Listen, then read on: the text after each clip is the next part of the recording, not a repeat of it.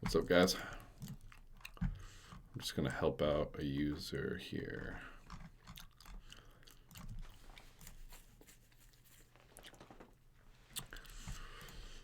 Looks like they're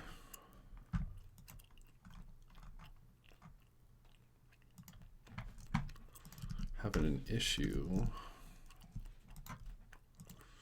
deploying a smart contract that gets weather data. Well, let's find out why.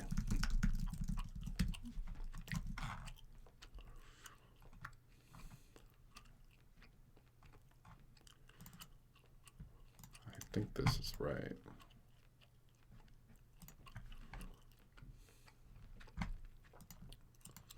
No job ID. Yep. Oracle.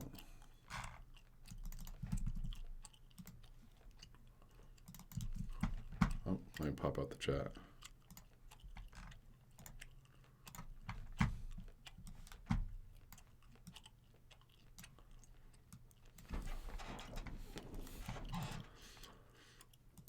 Okay, that looks right to me.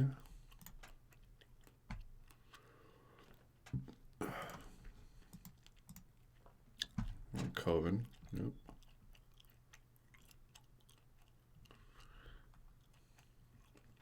Main temp. That might be the issue here.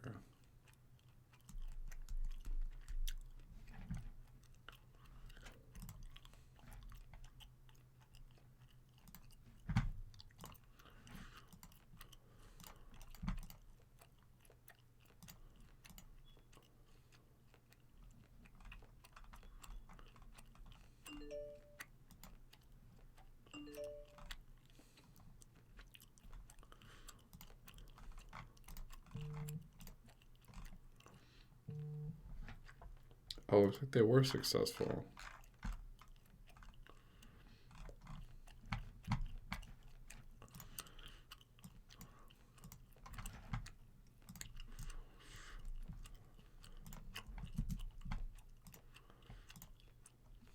So I see a successful job on my node here. It's off screen, that's why.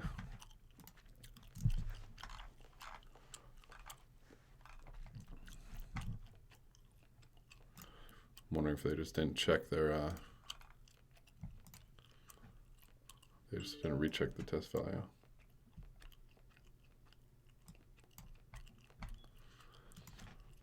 Sending us some link. Getting pinged on Telegram. Let's shut that off.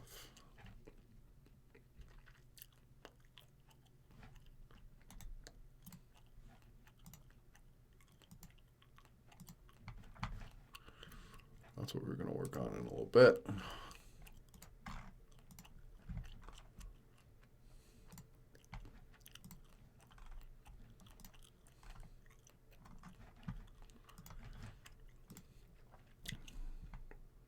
Let's go through.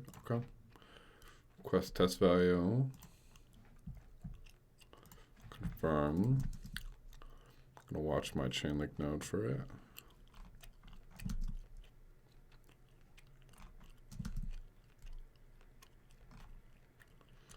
Yep, looks like it's coming in fine. If you guys want, I can show you it too. Just hide this real quick.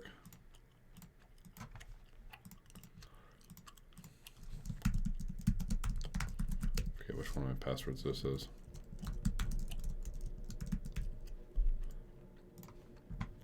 Okay. Yeah, looks like it's successful.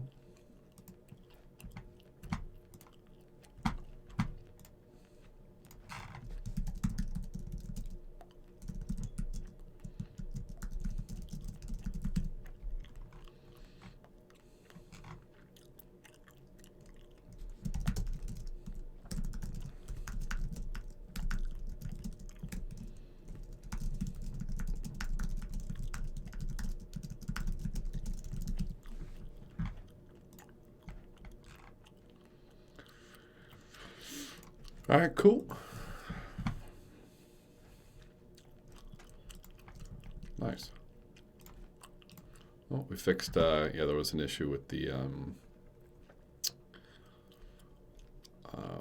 bridge with the weather Chainlink external adapter, because I don't have super tight monitoring on the testnet node, so if something kind of breaks, I don't really know about it unless somebody pings me. Mainnet though, I'll mess around with mainnet. Cool. Cool. Let's do this stuff now.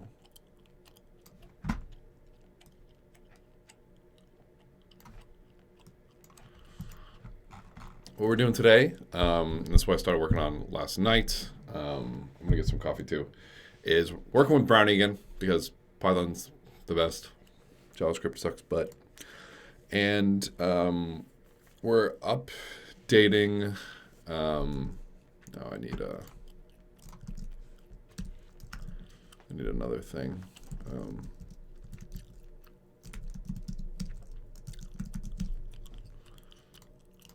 We're updating the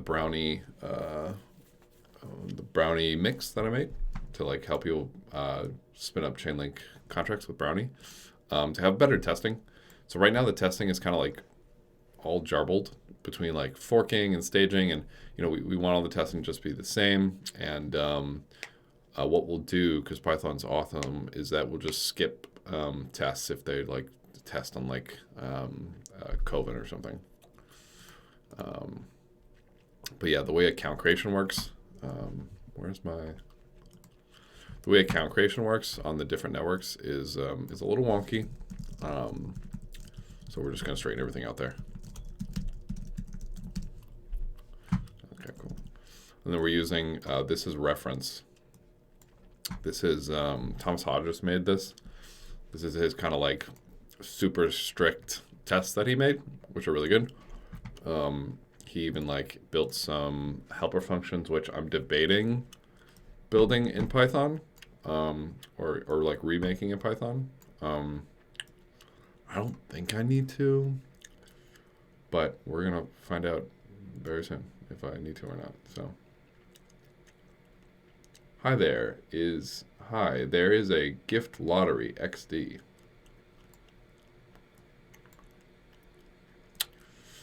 Sweet. Put me in. I'm going to put some coffee on. Be right back.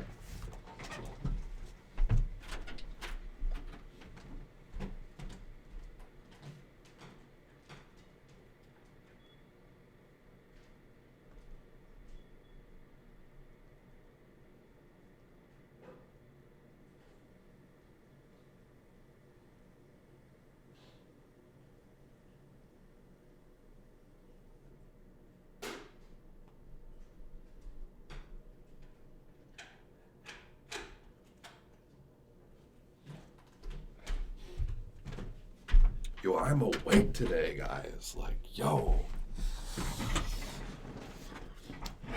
Hella awake. Let's fucking code some shit.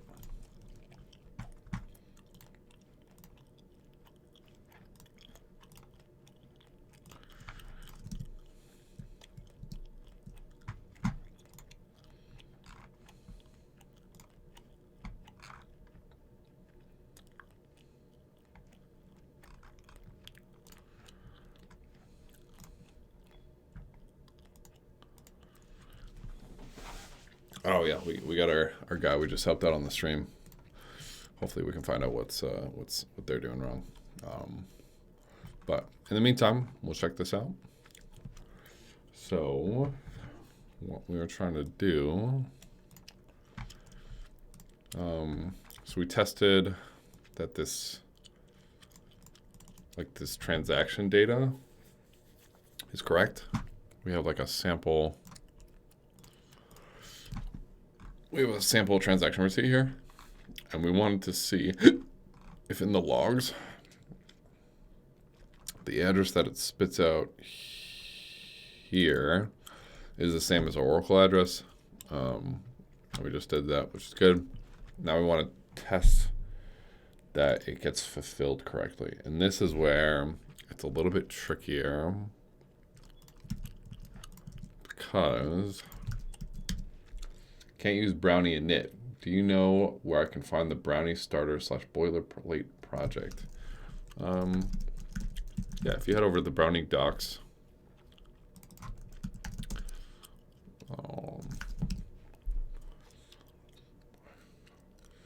everything you're going to want to need to know is here. The Chainlink mix, if you can't use brownie init, you won't be able to use Chainlink bake. If you type which brownie, like that, and nothing shows up, it means you don't have brownie installed. Or it's installed in a weird place. So I'd say like do which brownie first, and then if that doesn't help you out, it's installed in a weird place.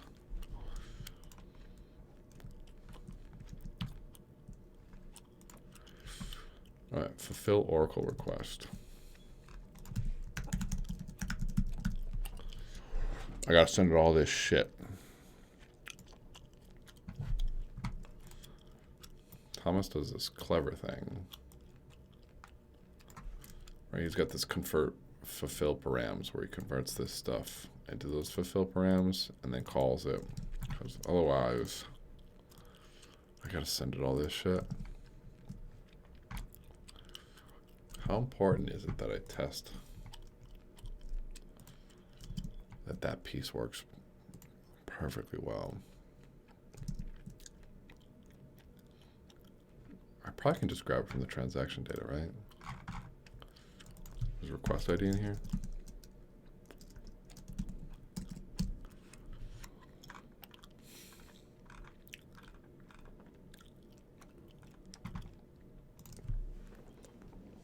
I don't think so.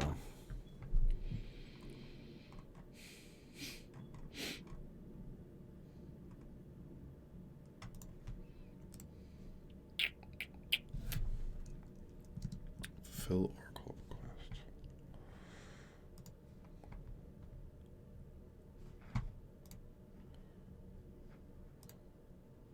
All right, we got this thing to work.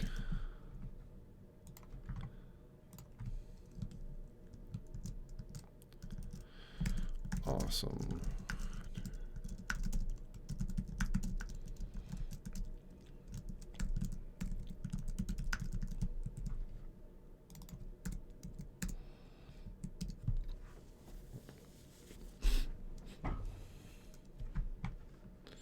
Nice, and they are good to go.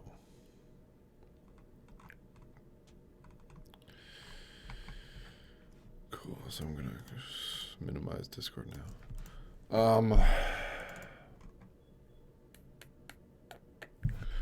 Only authorized node. Yep, that's the Oracle.fulfill Oracle request.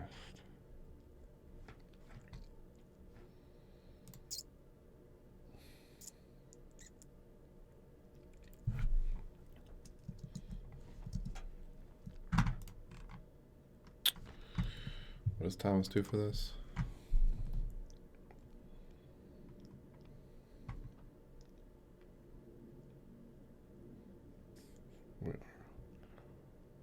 cc.data.call.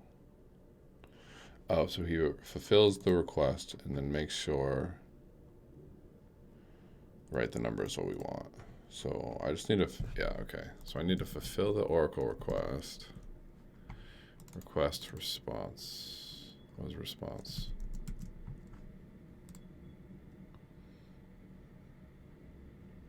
It's expected. Right.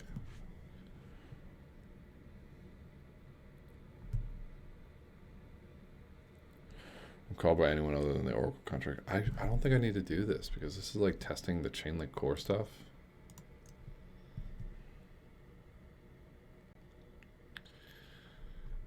Or do I have to do this freaking convert fulfill parameters? Where are we getting a request from?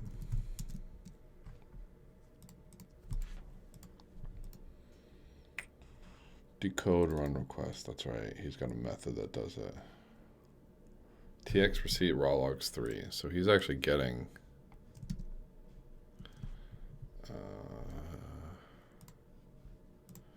He's actually getting the request from just from this.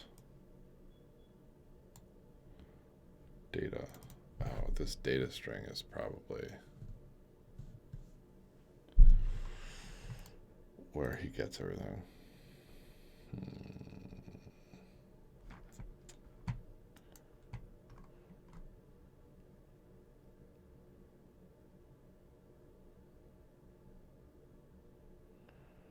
Yeah. Okay. Yeah. Data is this.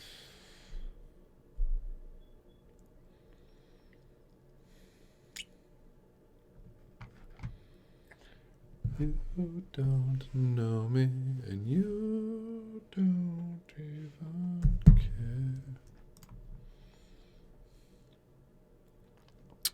We can do request ID equals. Oh no. Request volume data.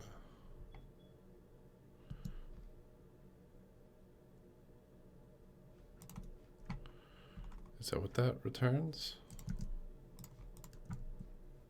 Returns the request ID. What? Right. API consumer request volume data. Why is this the transaction data? Hold on.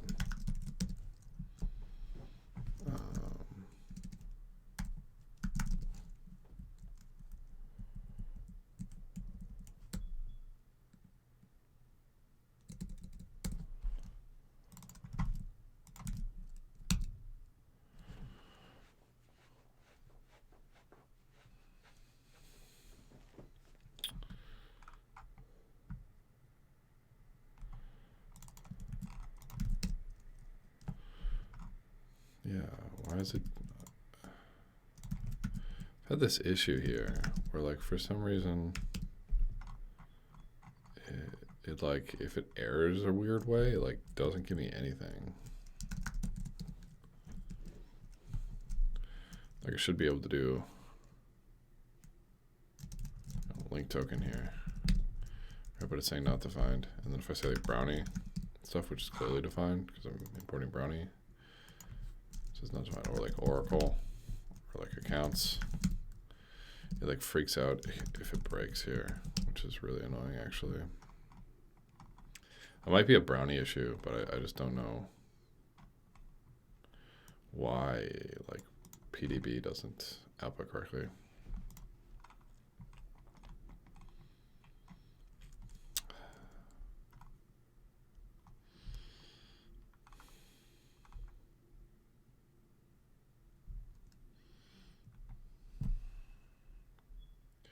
And you say, oh, you don't know me, you don't.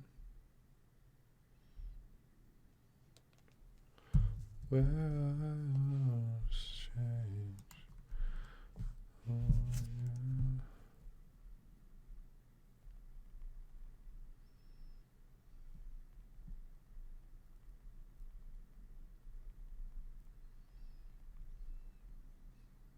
yeah.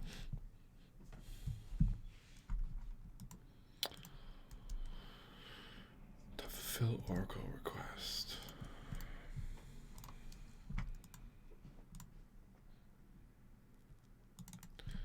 I think we just have to do this.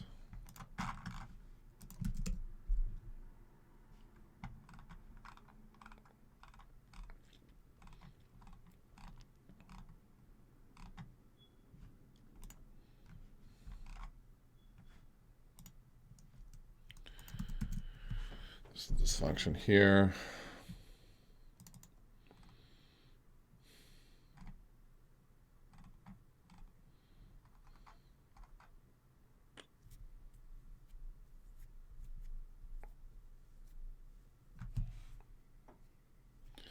I want to rewrite this in Python, but it looks like I might have to.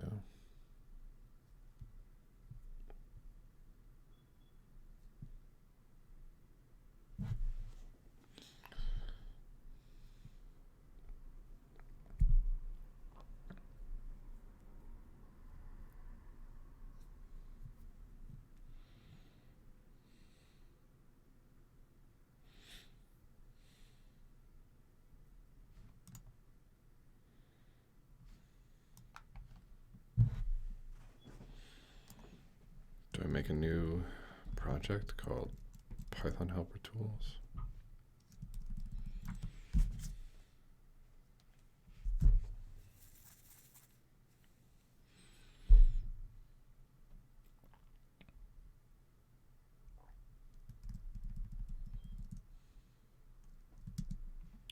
So what am I really testing here? I'm really testing, like, I'm not testing my code. I'm testing like the Oracle code here.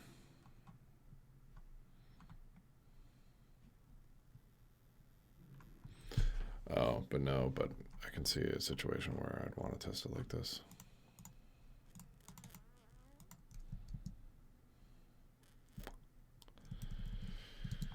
All right, yeah, I think we're gonna have to make another package. Okay, here we go. Make dir.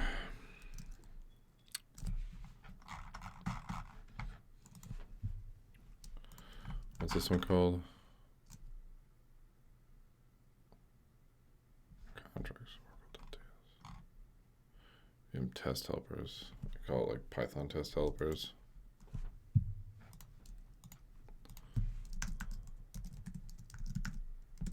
Python test. Python. ATR. Chainlink. Python test helpers. Chainlink PyTest helpers. Oh.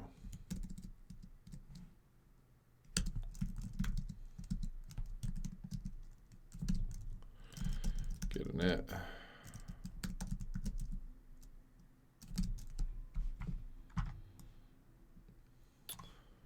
Here we go.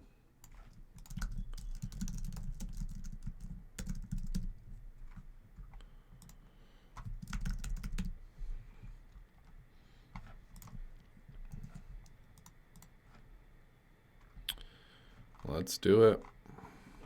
Let's do it. So let's do make dir chainlink test helpers.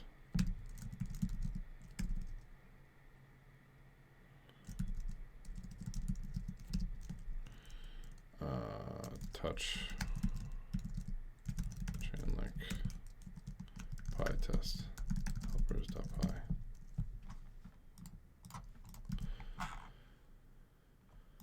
And here's our big old function.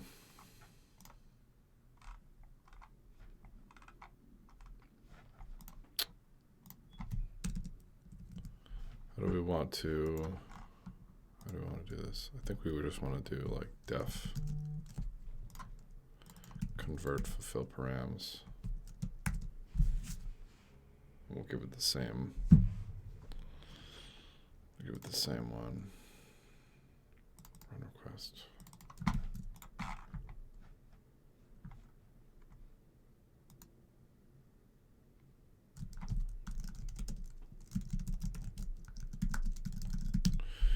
We'll just give it the same.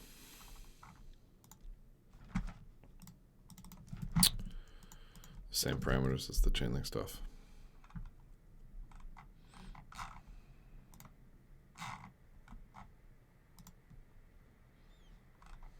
Oh, yeah, you don't know me.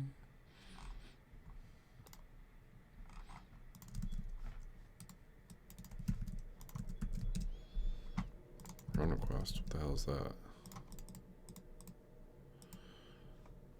Export interface run request? The fuck?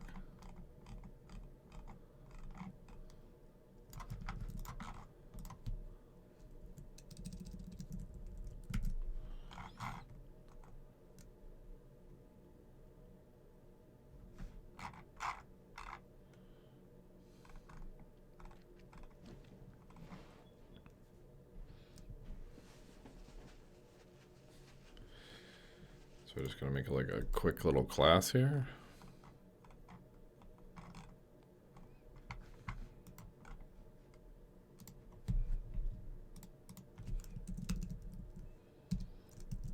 Class.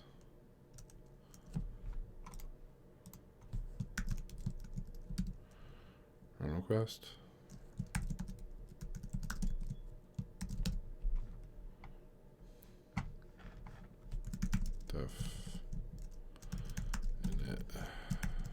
self.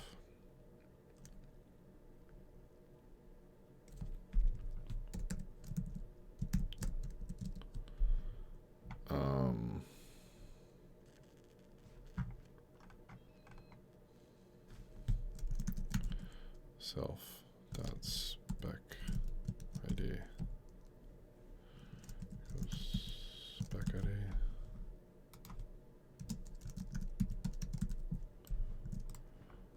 I kind of want to do where I specify this as a string. How do I do that? Python specify type in function. For type hints, name colon string. So we're gonna do that. Colon str. Requester colon str.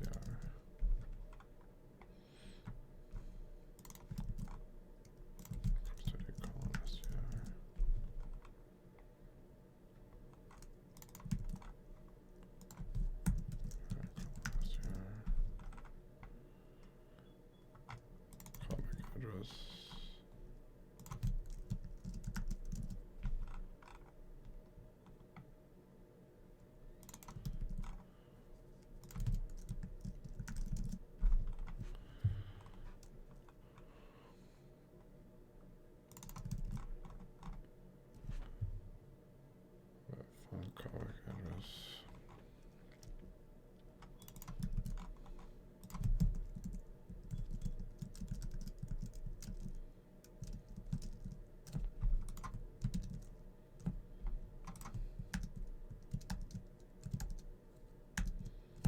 Wow.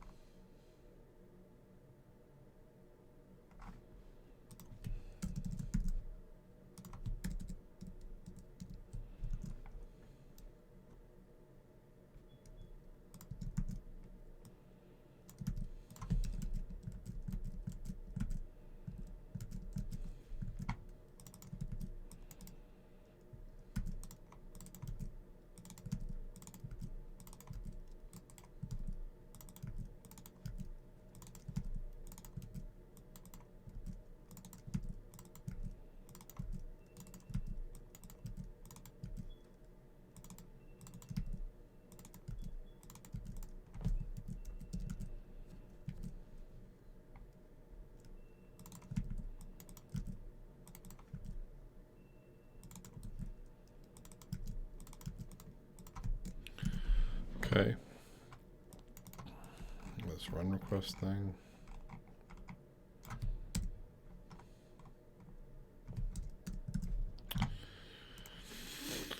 It's going to take run request of type run request. It's going to take response, which is a string, text apps, which is going to be it. What the hell is that?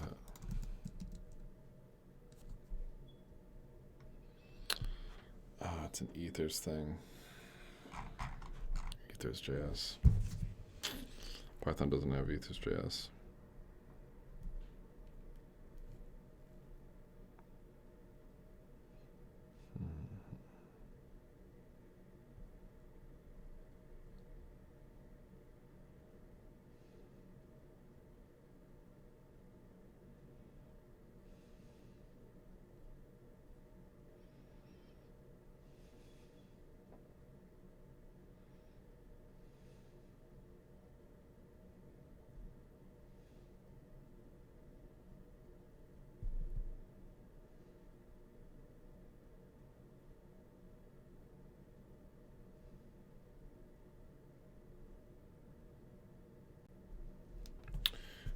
Coffee's probably done. I'll be right back.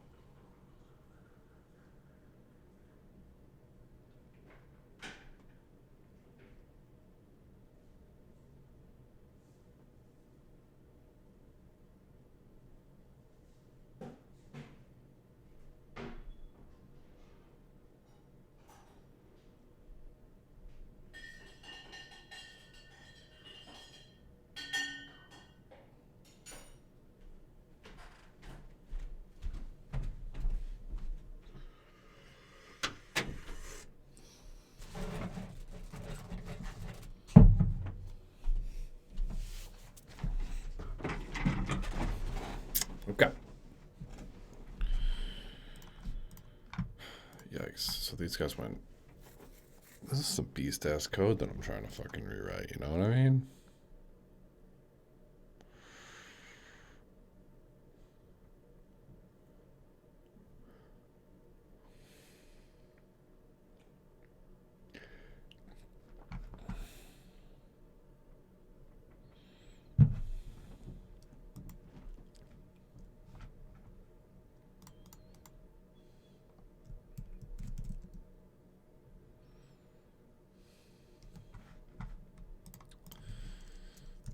It's a dict. I think we just do it as a dict, though.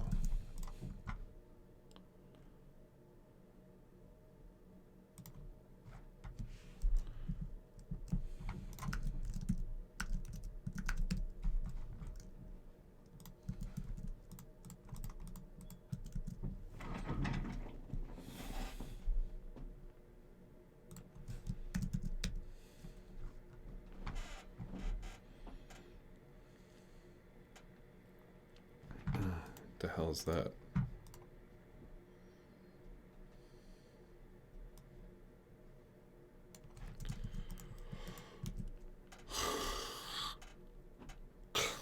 Oh, is that what it returns?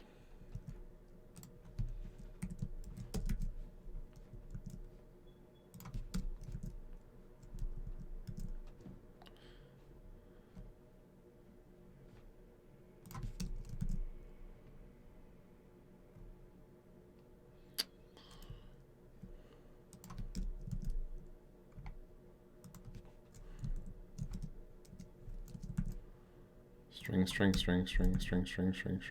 Okay. That does not look very pretty, but go with it. Debug.extend fulfill Oracle request params.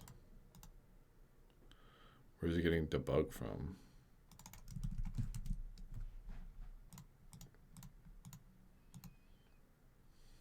Make debug Oracle. What is make debug? Oh, he's got another thing called debug. I don't know if this makes, because if they're gonna if they're gonna maintain this too, this is gonna be a huge bitch to fucking maintain. Which I just don't have the bandwidth to do. I don't think. Let's ignore this for now. Let's see if I can just do everything with pure solidity power. I just lost my thing.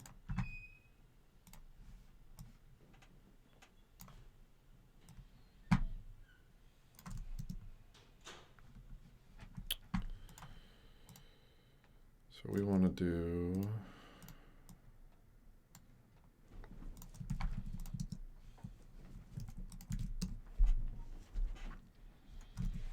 fulfill Oracle request ID.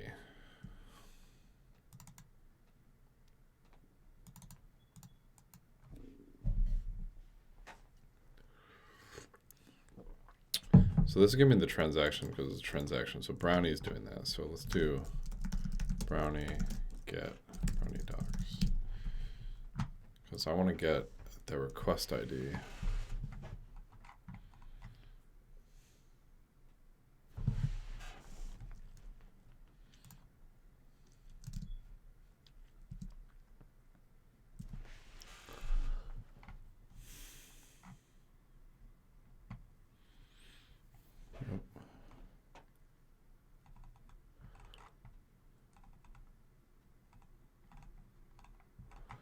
Yeah.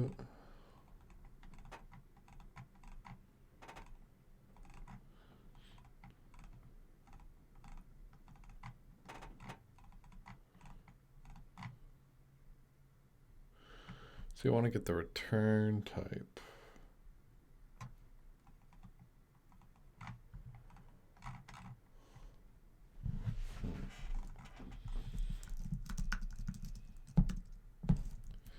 Brownie is the only getter that I actually use somehow.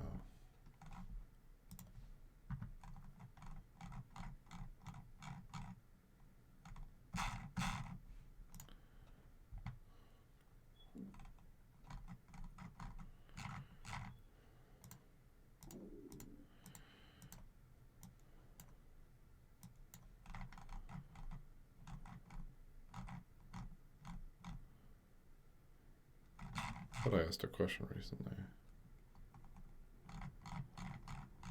Maybe not.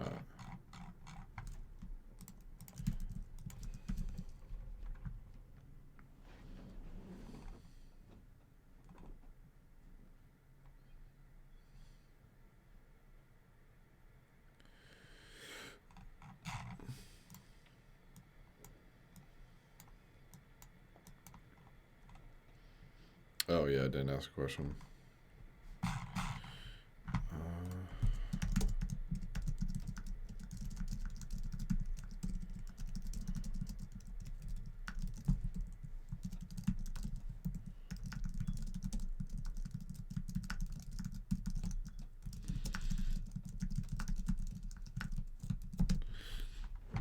Here's my little question.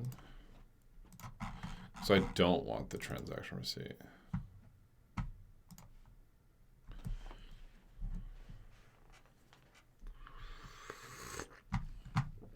Or maybe it's in here.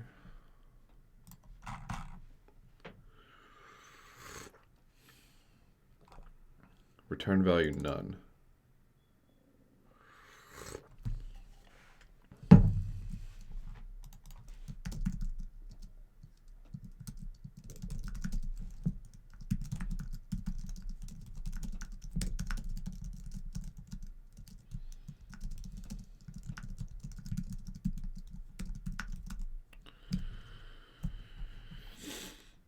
This should be return value something.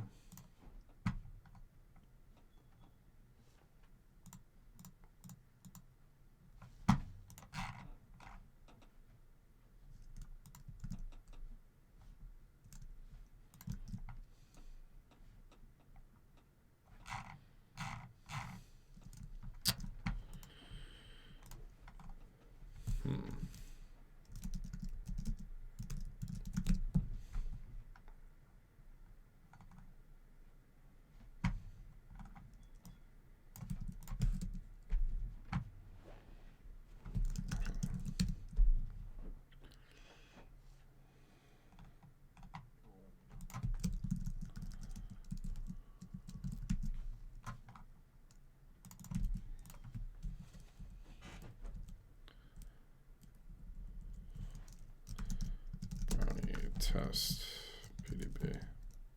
Oh shit.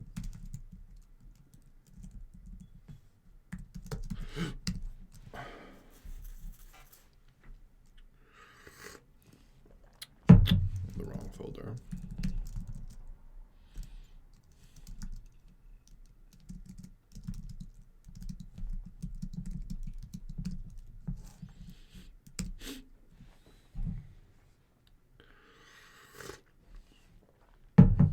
Okay. So this, I should see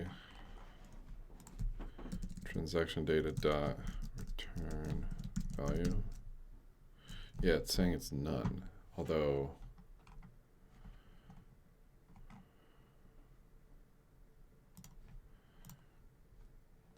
return send Chainlink request.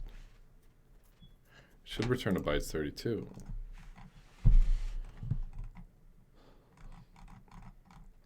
Maybe it's a brownie issue.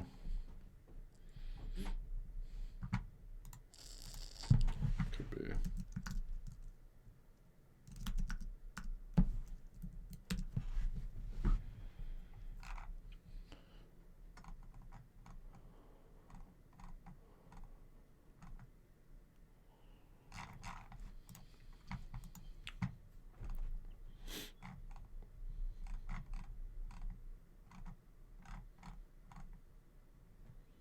Do you see anything else in here that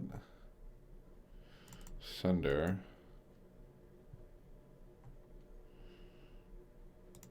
No.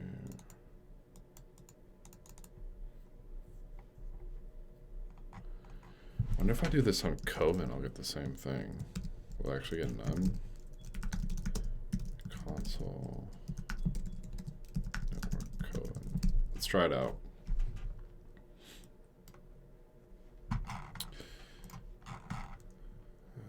Import all this shit.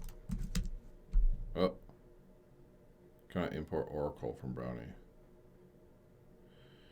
Excuse you.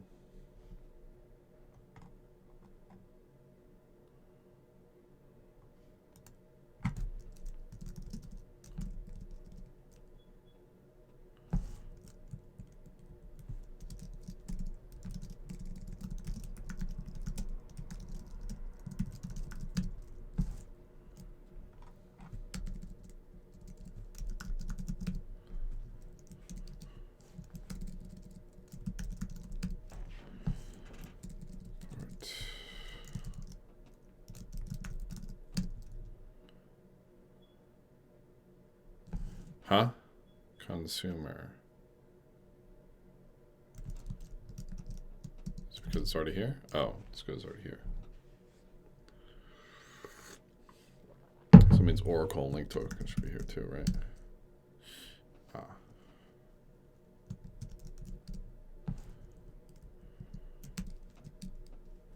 Nice. Okay.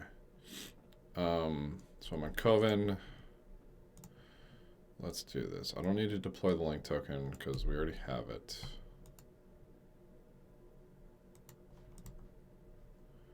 I don't need to deploy an Oracle. I just need to do this. API consumer equals API consumer dot deploy.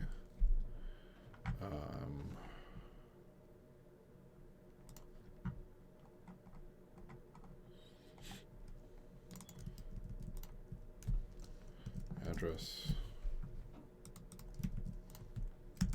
string fee 1, 2, 3, 4, 5, 6, 7, 8,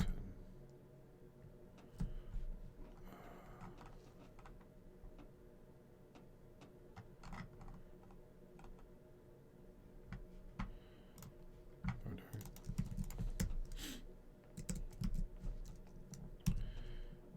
10. Address link.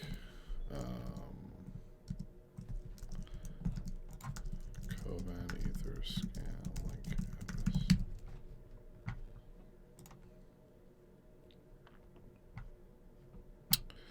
Excuse me.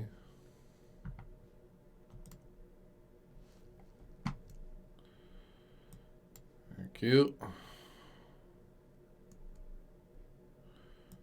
Copy this.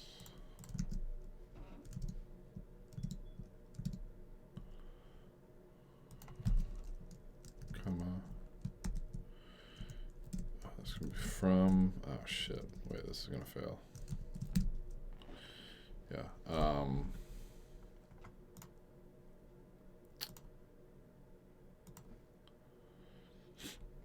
do this. Port OS. Dev. Okay. From dev. Invalid ETH address. Shit.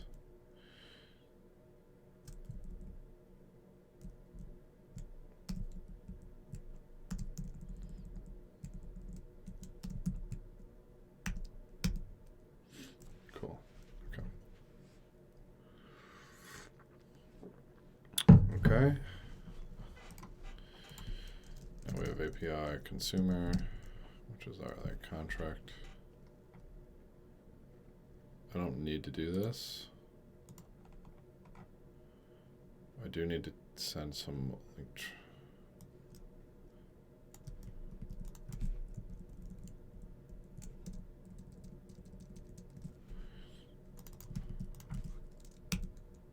Link token not defined. Oh, that's right. How do I do it in my scripts? Fund. how I imported it.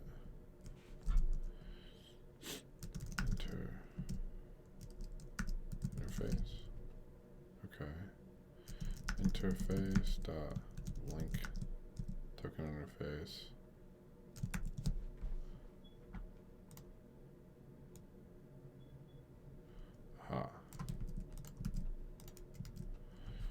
Transfer API consumer. Oh hey, what's up, Alpha guy? I could do it. Facing issue deploying on local Ganache. What were your issues? Yeah, if you show me the issues are. Are you doing it on a remix? Or are you doing it on brownie? Or what are you doing it on?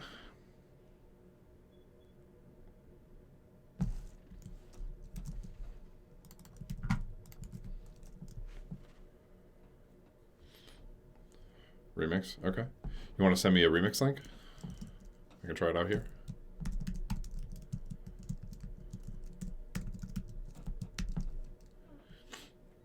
And just FYI, in remix, what you can do, that's really cool.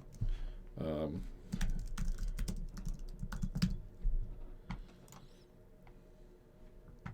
I don't have any here.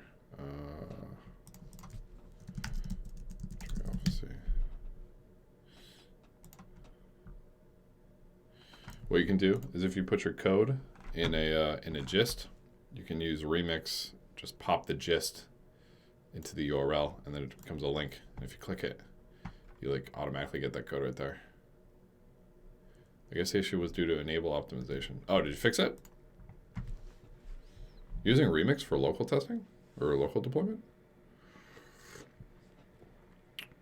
Nope. Yeah, send me the remix link, and I'll help it out. I'll try it out with you.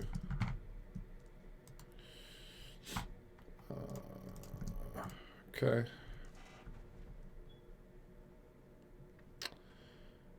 So I've sent it some link. Let's do this now.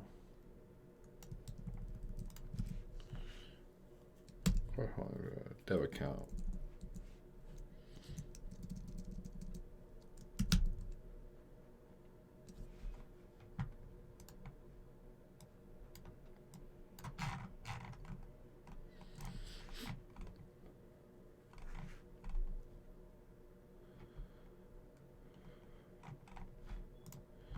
Event data has insufficient length.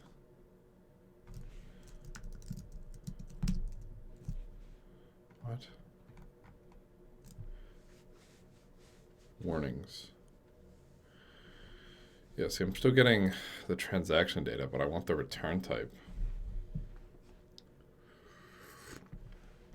So how do I get the freaking return type?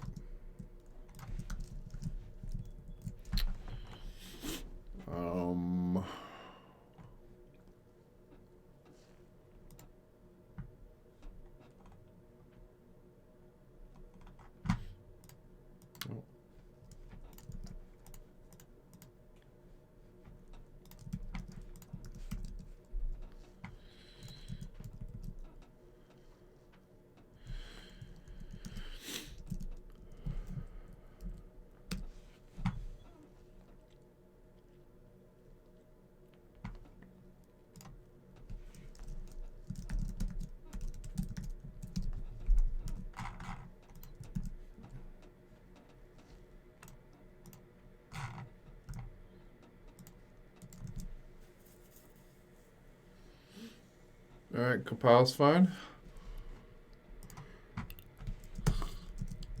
Let's run a Ganache chain.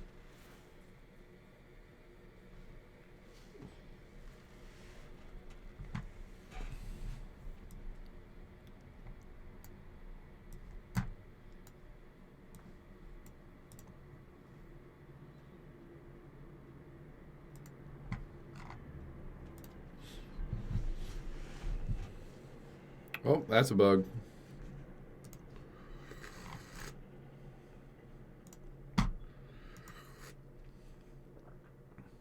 Okay.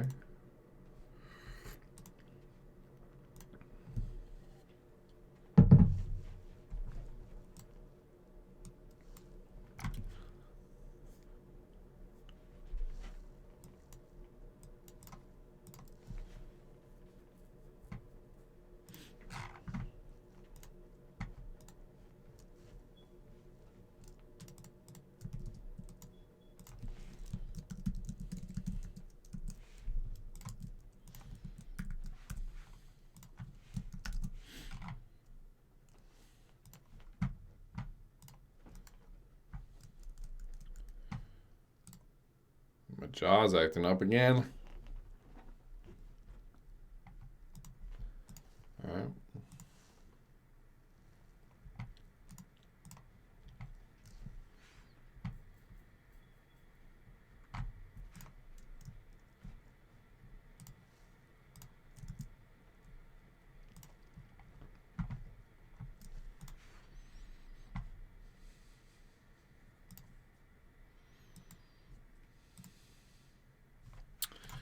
Right, I don't have any ETH. So I just got to send this guy ETH. How do I do that? Is there an easier way for me to do that? Let's get the keys.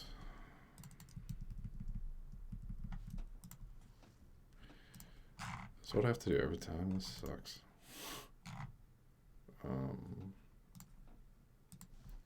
There was an easier way for me to do this. Maybe not. Account. Local test 2. Great. Oh shit. Whoops.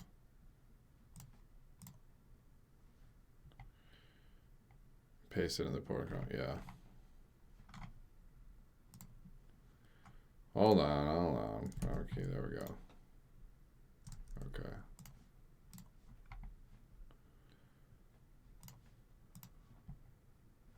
Okay. Deploy. Oh. Come on. Oh, it's the wrong. Yeah. It's the wrong account.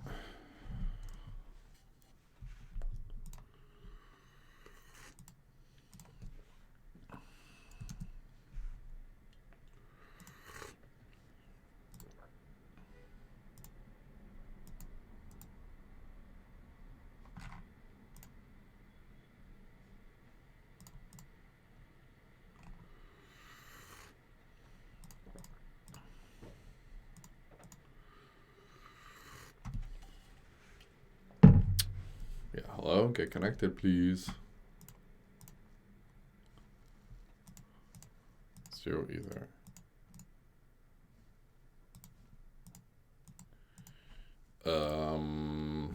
Why are you not connecting?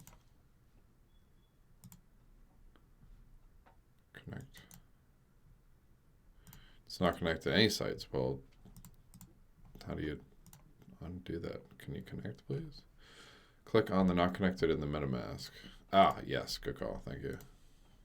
There we go. And we're still not having issues. Is this the issue that you're running into?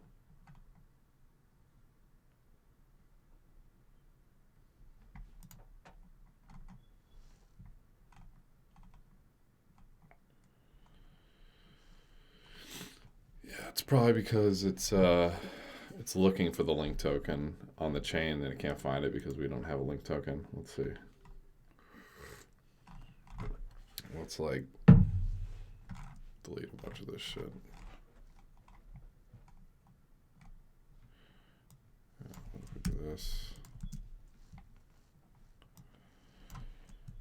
This.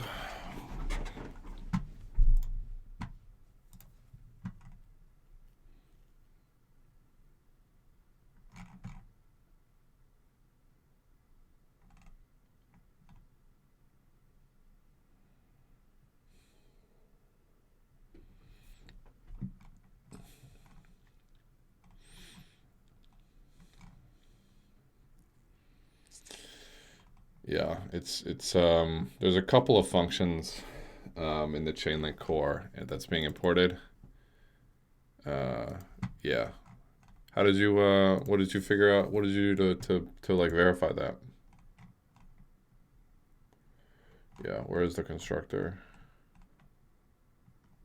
Yeah, this is it right here. Actually, hold on, let me show you I can show you a quick trick actually to make that go away but have it still work for both yeah, hold on, give me a second here.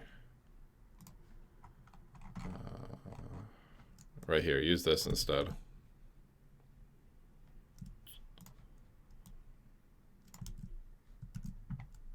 If link Hold on. Go to the truffle box and it'll give you a good, a better idea. If you do address like this, and then you deploy like just 0. Deploy, or what is it? 0 by. If you add like the burn address in here, oh wait, you can't. You need to give it an actual address. Let's just give it this as the address lamau. Yeah. And then you're actually able to deploy it. So this is like a way that you can keep your local and testnet stuff connected. So you can find this in the truffle box. Truffle box, GitHub. Yeah, good call though. Good looks.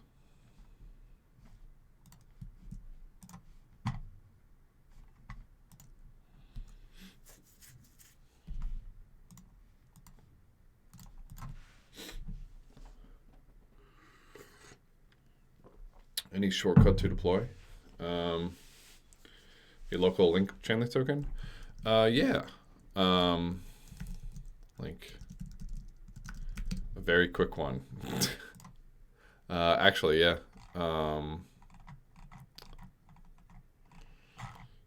If you clone this and just do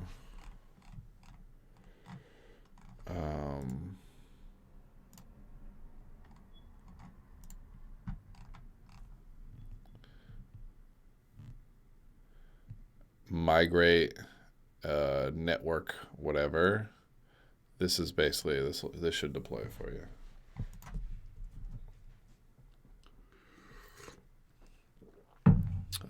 An easier one, an easier way to do it would be to use like the link token interface. But you're using Remix, so Remix is a little bit trickier. If you use like Truffle or something, it's a little bit easier, and then you could use like what I'm doing here. For my brownie stuff, I have this link token interface, and I'm just using this. Oh no, because I'm not actually deploying it. Do I actually deploy it? Oh, sweet Jesus.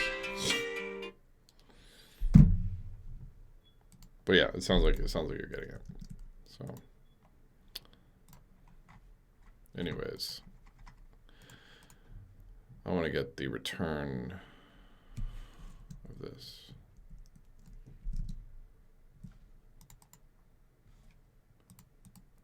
Oh, and brownie.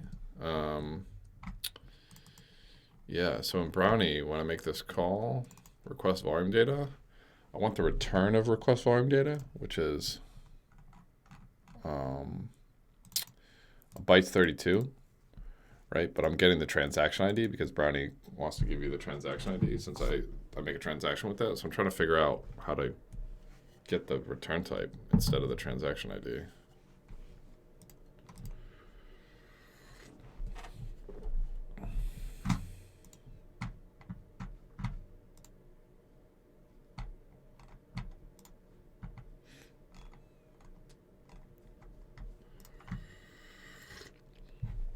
It says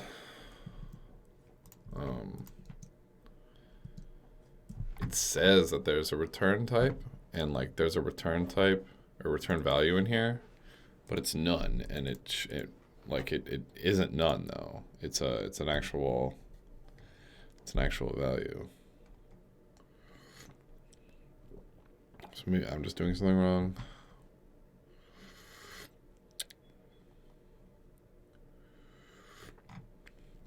I know for a fact it's not none because I've tested. Like I can get a request ID from this function. Maybe this is just broken actually. This is what happens when you deal with cutting edge tech. So maybe we're just shit out of luck here, huh?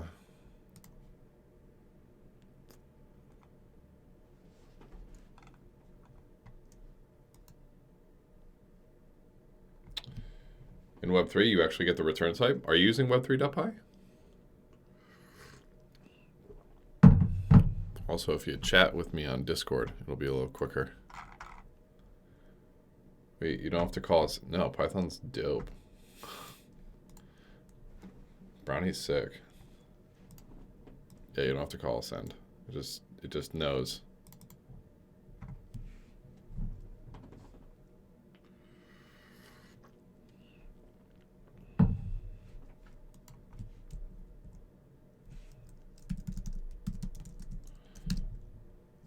I mean, it's if a function is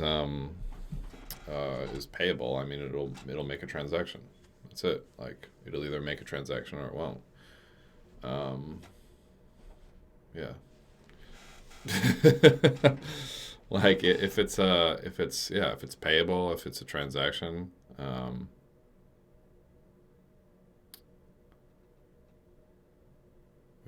LOL Twitch.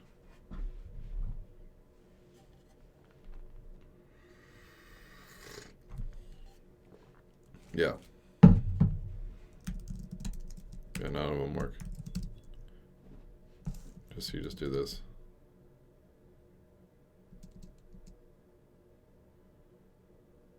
Oh, weird.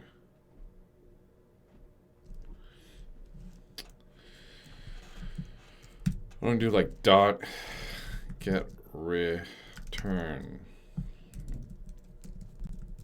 Maybe you can't. I don't see anything about it in the docs.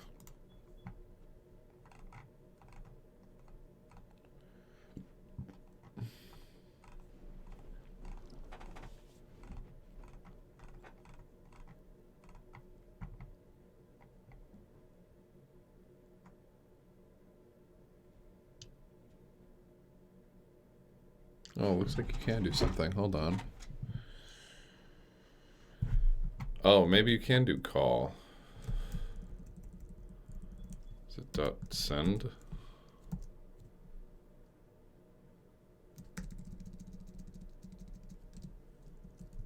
Dot call?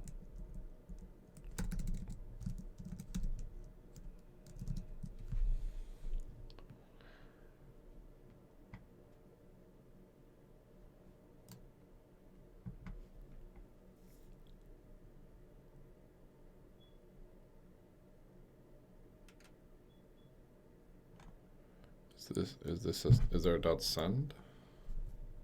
Decode input, decode output.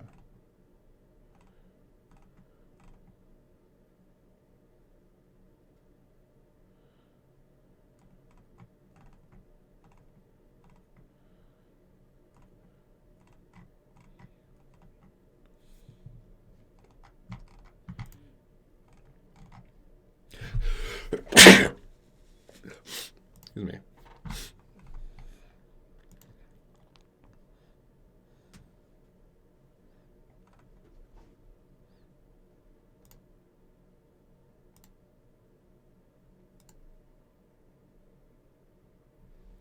No.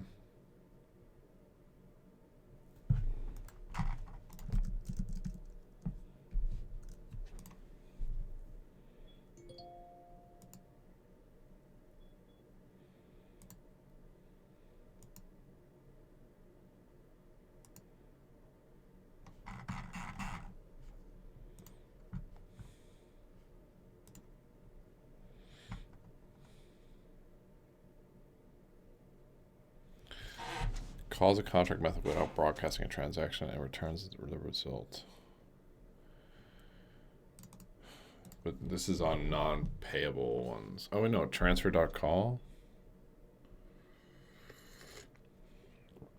True? What the fuck? Well, how come I can't do that? VM reverted. True, yeah. Maybe I just gotta do like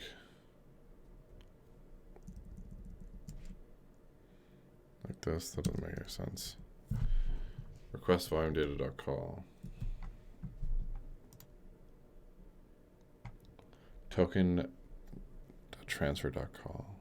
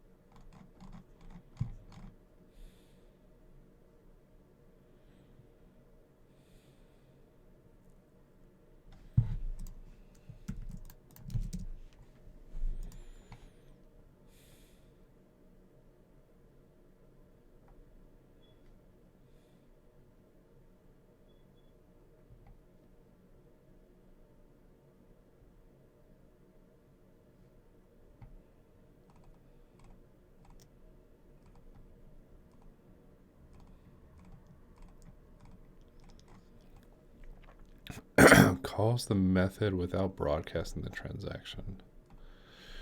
It returns the result.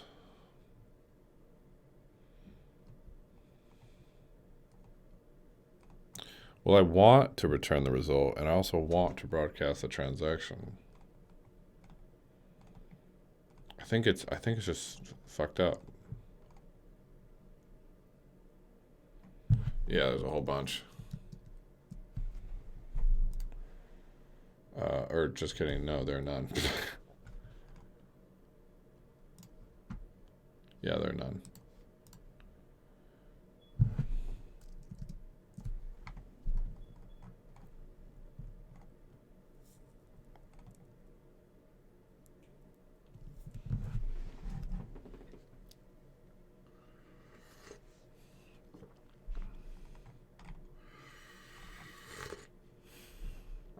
I think it's just broken.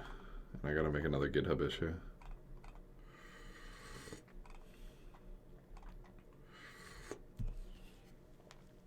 It should work maybe. Yeah.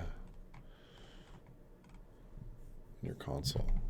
I mean, yeah, that's what I'm doing, right? The contract is not defined. Yeah, it is.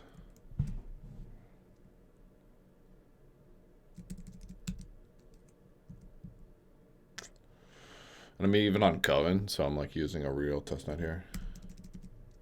Let's see if I, what's the method?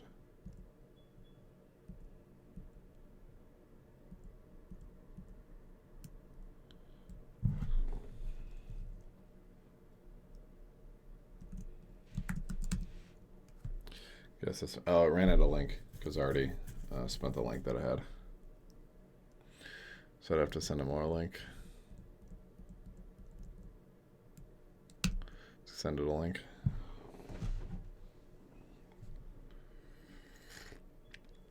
Yeah, dev's defined. Dev's an account that I added. So now I can do this. Transaction goes through fine.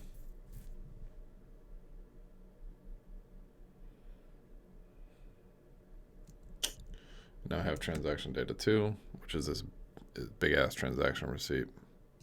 And then if I do transaction data 2 dot return value, I get none, which is not right. So I think it's just wrong.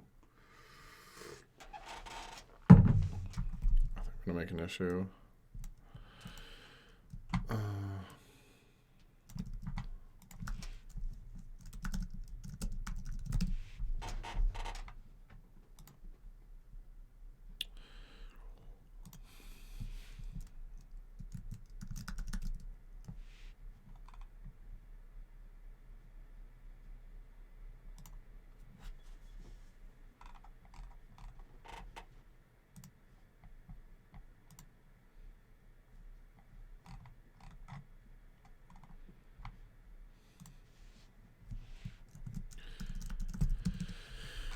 I don't see an issue in GitHub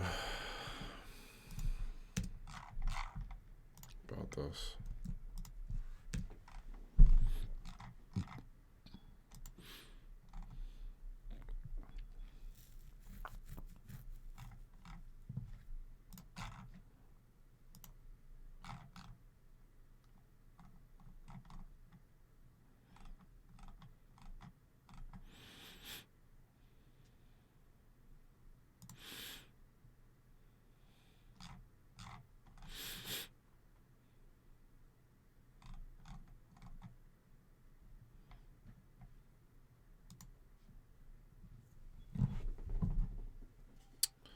Yeah, I'm just gonna make an issue in Brownie.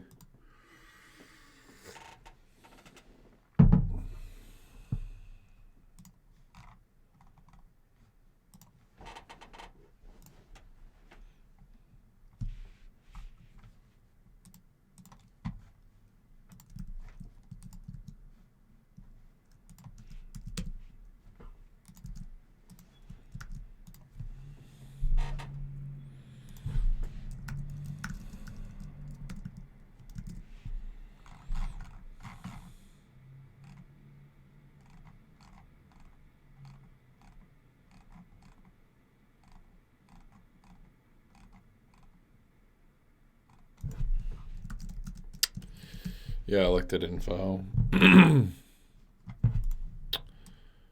don't think that this is quite right though.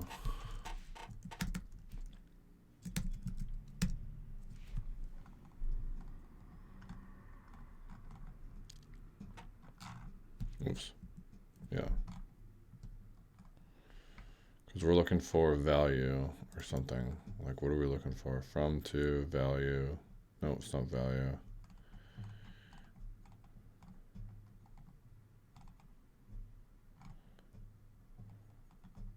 Is it data? Is this the request ID? I don't think so. Turn the requested ID. Yeah. Unless this is it. Is this the request ID?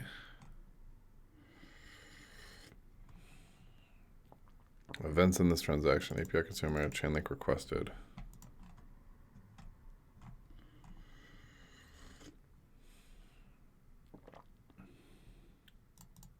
Yeah, it's not returning. But I mean, if it's coming from an event, I mean, that's better than...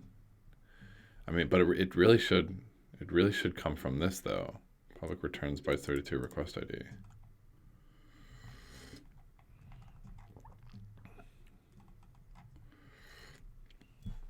When you send in Web3, you don't get return values. Oh, that sucks. Well, then how do you do that?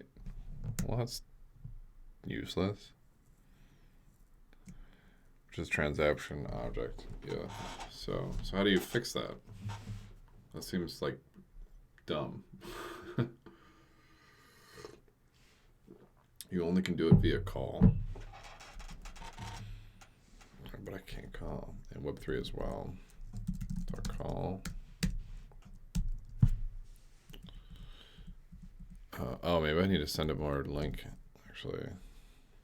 Because of the fact that transaction takes time to be verified. So now I get nothing though, right?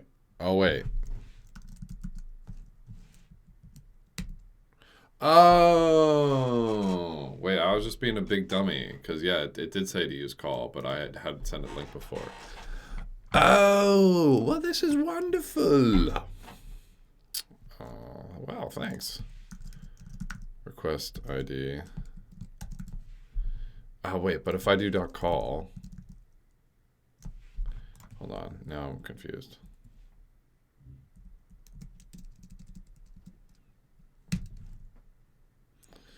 Yeah, I know I'm resetting this, but like whatever.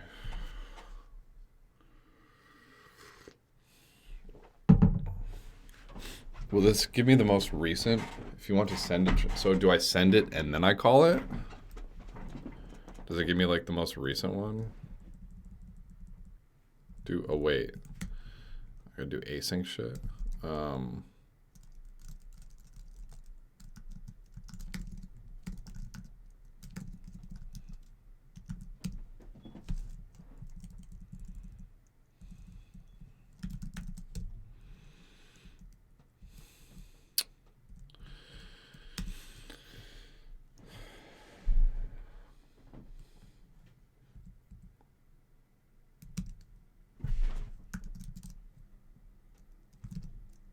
Yeah, it's a different rec ID. The exact.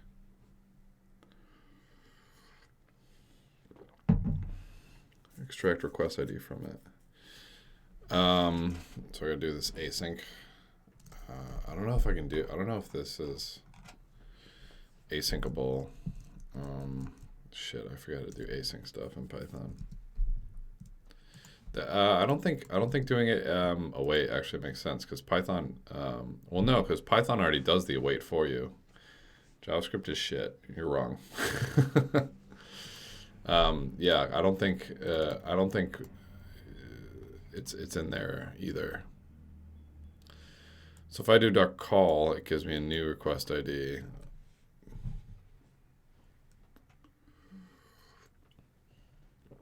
Yeah, it should be in there.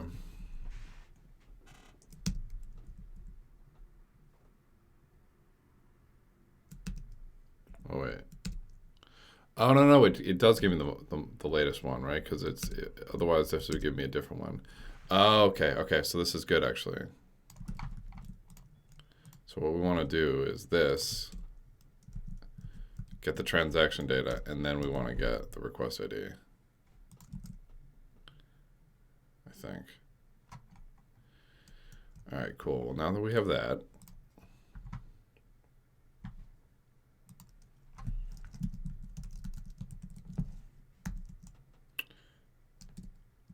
yeah, I see what you're saying.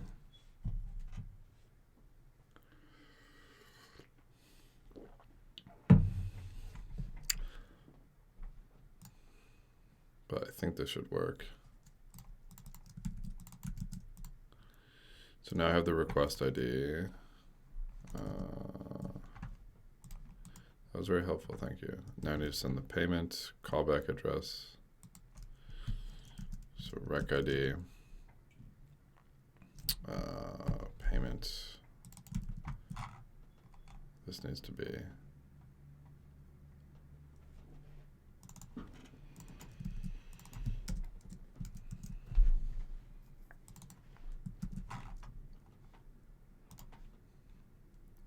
Chainlink fee.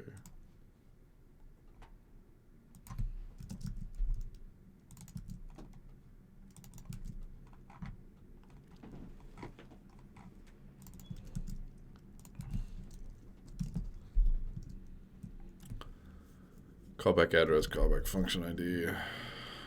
Callback address is going to be.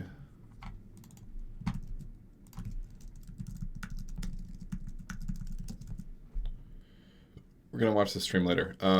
Here on Twitch, it'll be up for 14 days afterwards. I've been trying to get it to download to my YouTube, but I'm like, haven't been super successful. If somebody knows how to like get it to export to my YouTube and wants to let me know, like, feel free to let me know. I watched a couple YouTube videos on it, but they didn't seem to be working great. So, yeah. But yeah, thanks for popping by. Yeah, that was really helpful. Looks like I was on the right path. I was just being a dingleberry. Consumer.address. Callback function ID. Shit. How do I get the function ID? Ugh.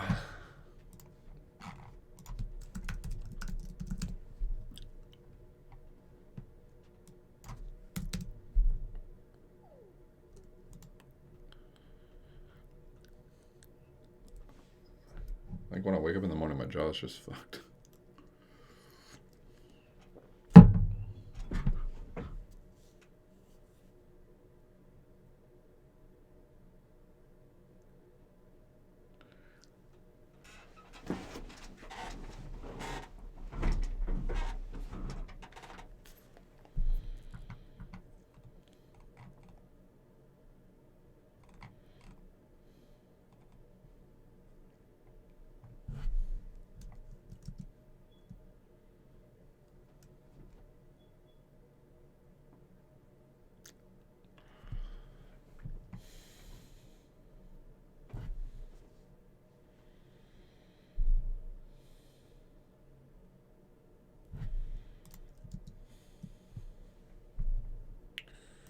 Functions.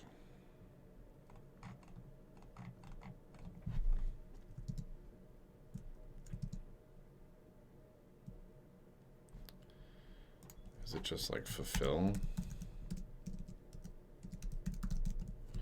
trying to do this now. I'm trying to pass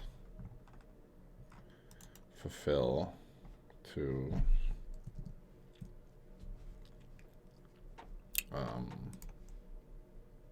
this. So the function ID. So I got to get the function ID. So I can pass it to this.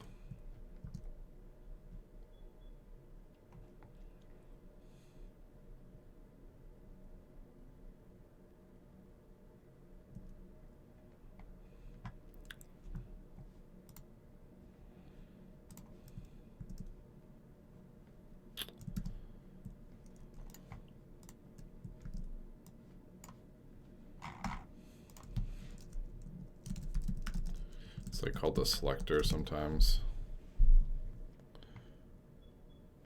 Okay.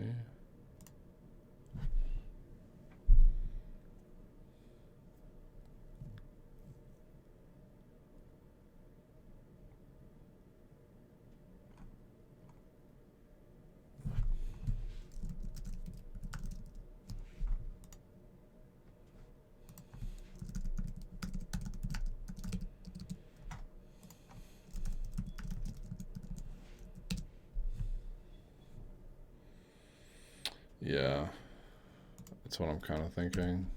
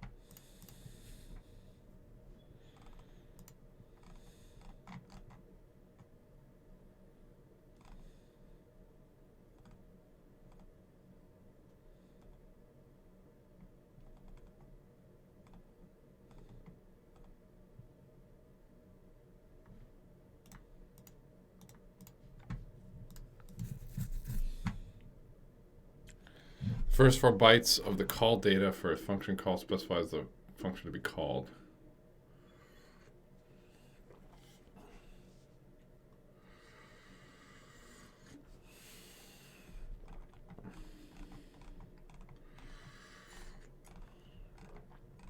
So how do you get it?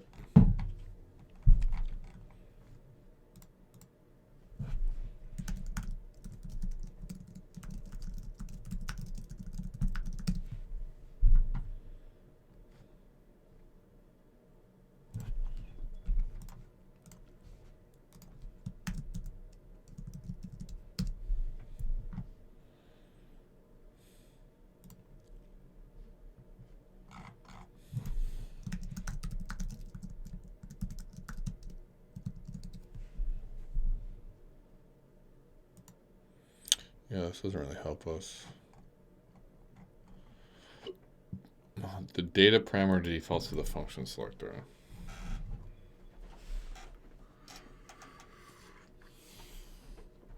Get function by signature.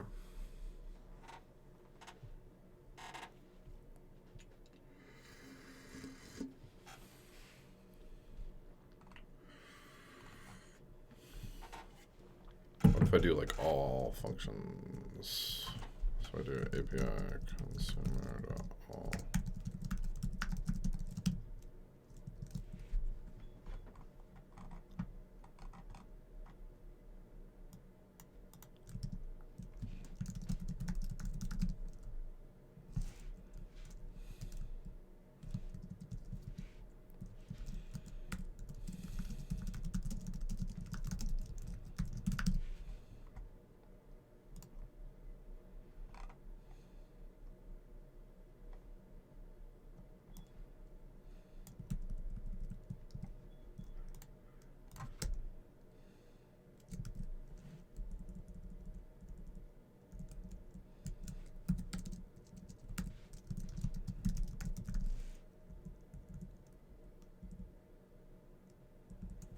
Get attribute, okay.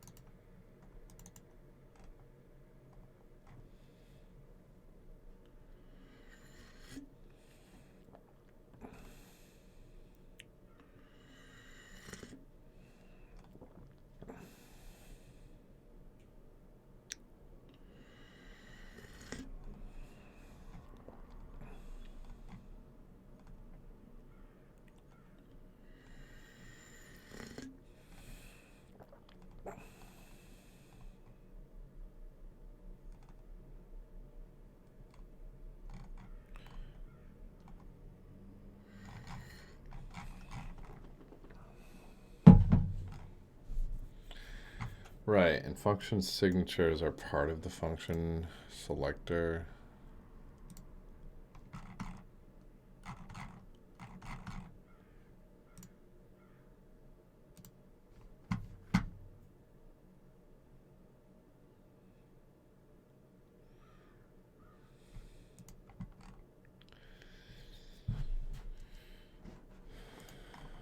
So the function signature is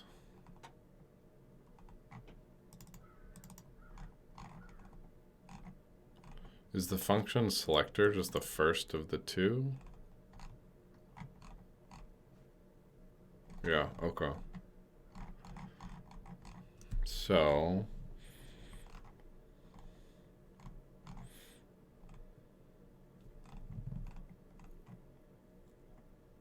it's just like the first couple of these.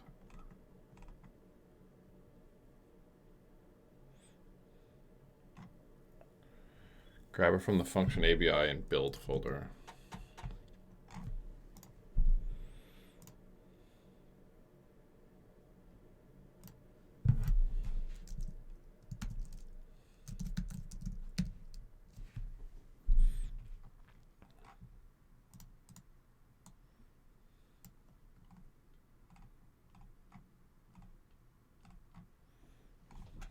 Yeah, I kind of figured it wouldn't be in here.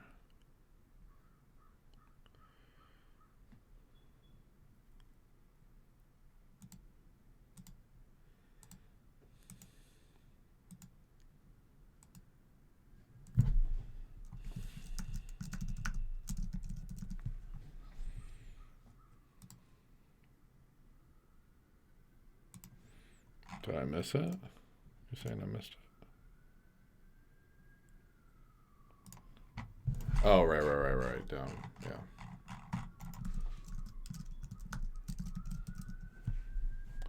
Aha! I can just pass that. Oh, very nice. Okay. Okay. So if it's in here... Dude, honestly, well played, man. Thank you. Oh, that's dope. It even has like a little... Even just like fucking gives it to me on a silver platter. Here you go. Here's a function selector. Okay, so then how do I get this? So I need to do API consumer.ast. No, what the fuck? .ast? What is AST?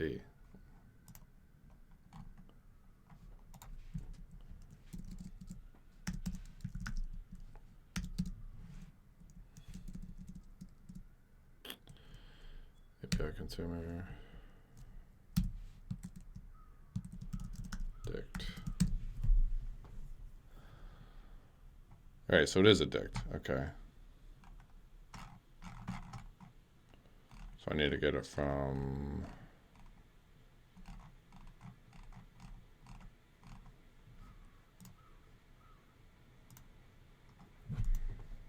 Yikes. Okay, you can stop now. Stop.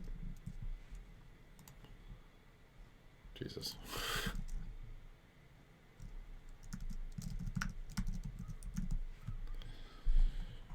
Where is this? Where is this bad Larry?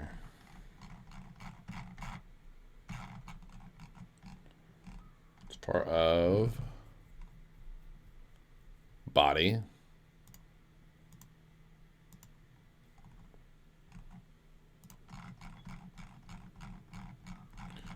Body almost.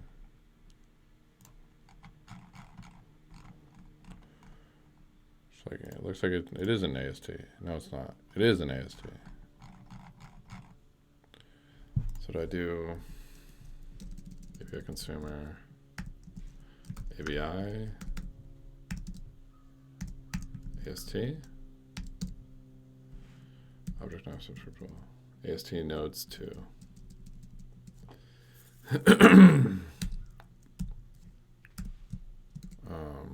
Well, if it's a dict, then why am I not?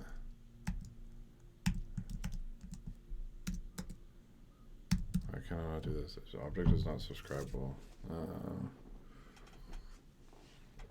Maybe there's like a...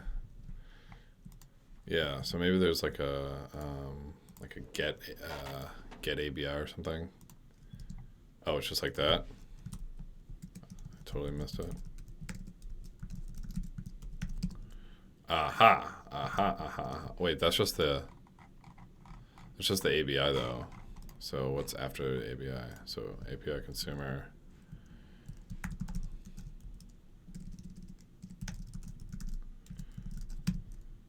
Don't attribute AST.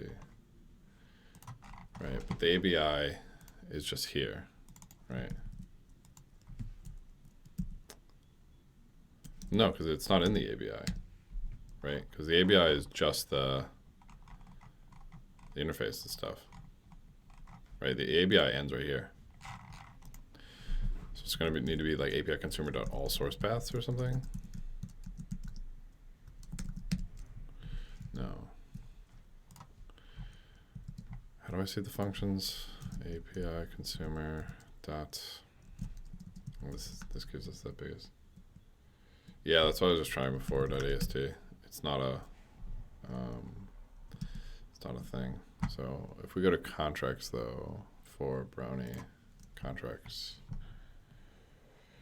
API consumer.data. No, not quite.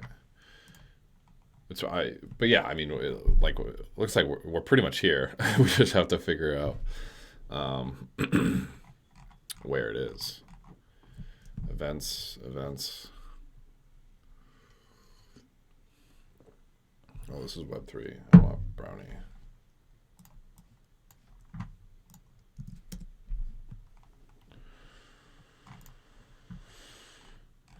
Console. All right, these are kind of light though. Since generally is not needed. Or just grab it from ./dict. They'll have it exposed. Yeah. So maybe I'll just do underscore dict underscore AST. I guess I could probably just do this. Oh wait. Okay. What? Let's just see what's in the whole fucking thing again. Oh god. I've made a horrible mistake.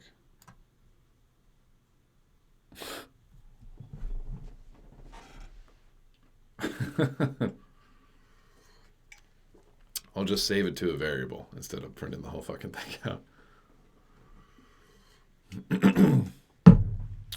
Because yeah, this is gonna be sick actually if we can just grab it right from the build folder.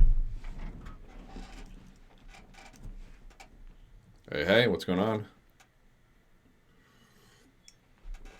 Doing well. How you doing?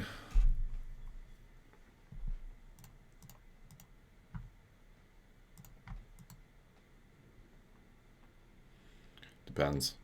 I can give you advice, but I have no promise whether it's good advice or not. Alpha guy's been giving me some dope advice. API consumer ABI equals boom. Okay, API consumer con. Hello. Consumer API. Oh shit! No, wait.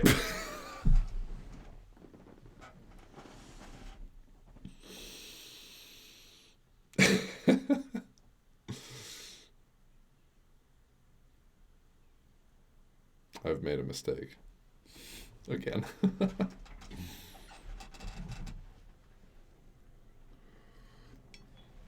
I mean, it should be a dict, but yeah, we'll double check. Yep.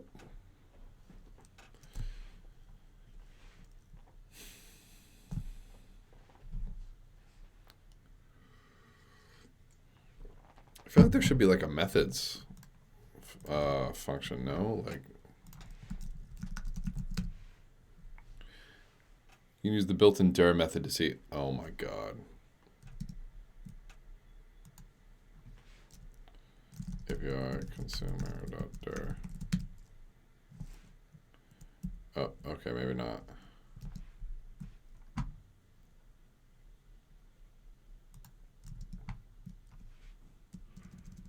Consumer help? No, this shouldn't work.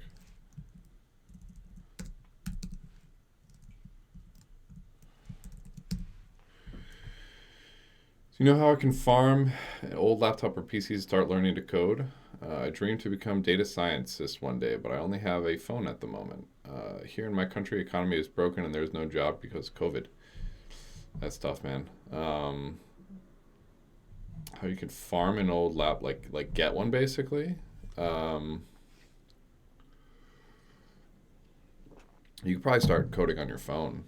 That would be a sick come up story. Okay, API consumer API type. Dict. Okay, great. API consumer.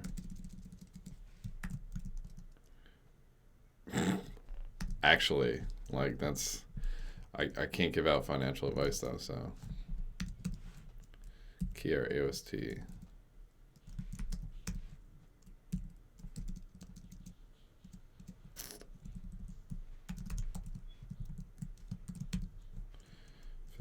For each key value and API.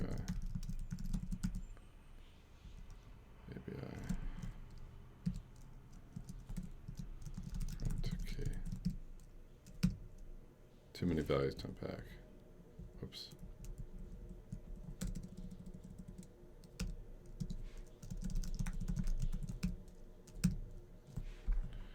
Aha, here we go.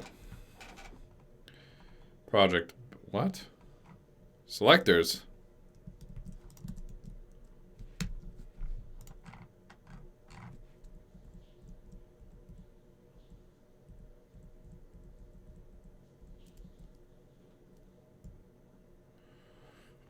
That's not what's in the build folder at all.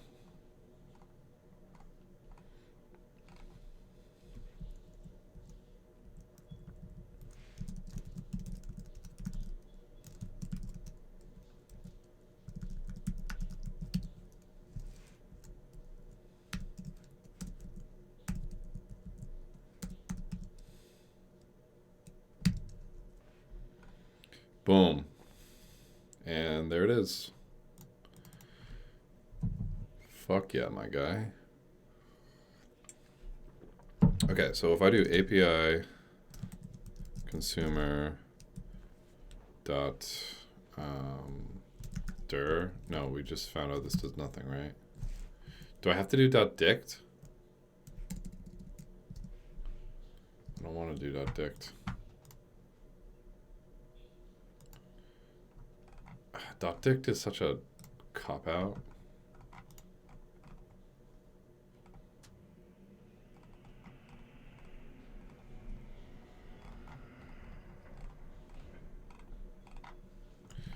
Is it like get keys or something? Or like keys? Consumer dot.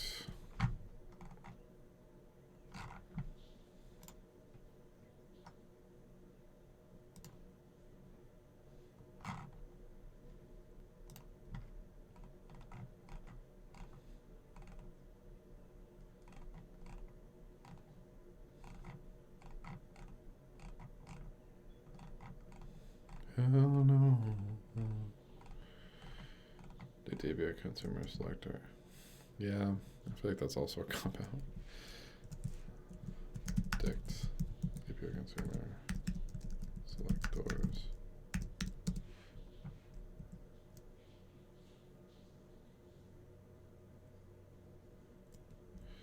You know, we're just gonna do this. Fuck it. Bug it. We'll do it live. So we're gonna do API consumer dot under dict underscore selectors. Oh shit, we need to do like a weird reverse.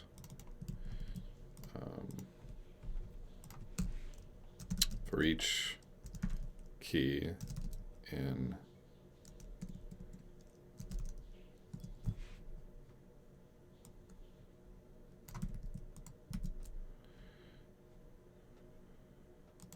can't do, we just tried this, right? This didn't work. For each key v in API consumer dot dict selectors print key.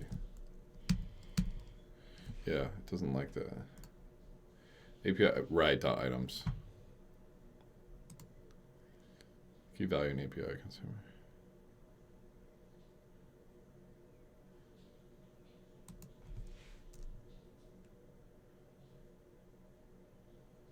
If value equals, I think I gotta do API dot items, right? Dot items.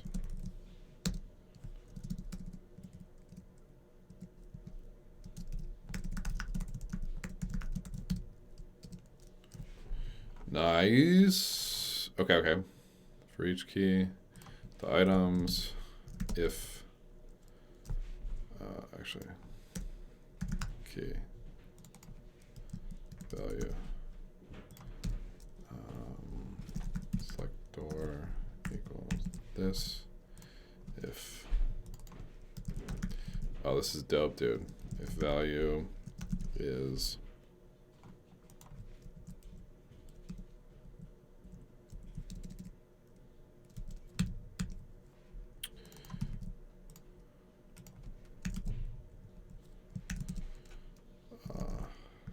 door equals key.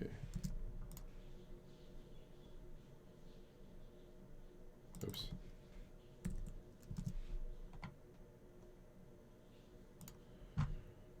Aha, here we go.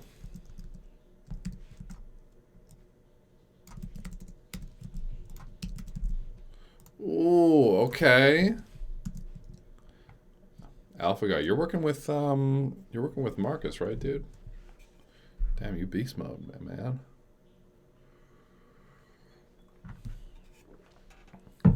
Hell yeah. I'm actually stoked for you guys' project too. I think it's gonna be super sick.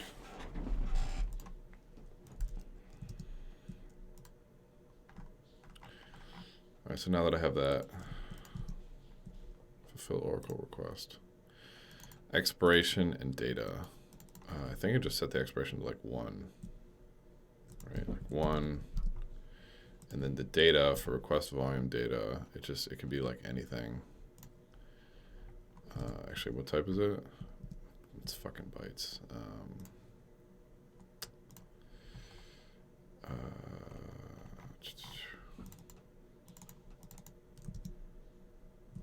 Is it bytes?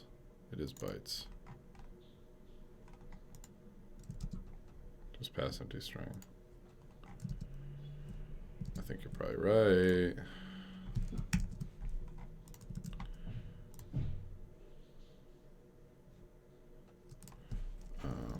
And what does this return? Faux.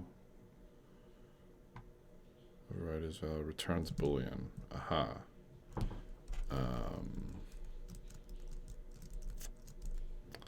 Successful equals cert. So I don't even need to do this.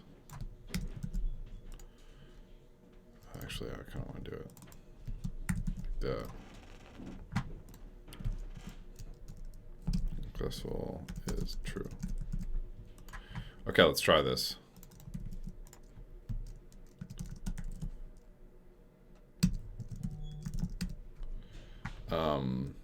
Oh, wait, hold on. Isn't fulfill Oracle request? Yes, it is. Good call. Thank you. From node account.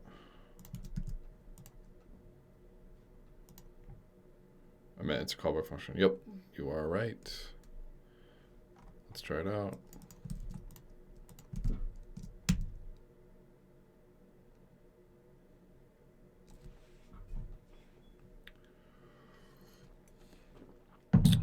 Okay. Oh, it's throwing an issue here. Yeah, this is something I found. If it reverts, it like freaks the fuck out. I thought we figured that bad Larry out already.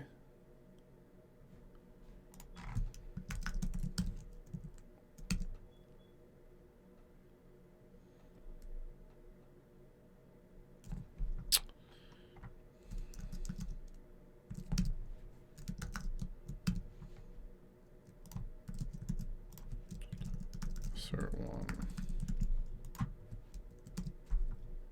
Shit.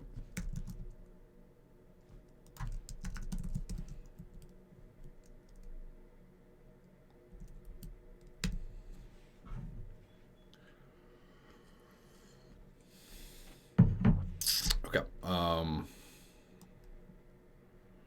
happens when we do this now? This reverts for some reason. I thought we just...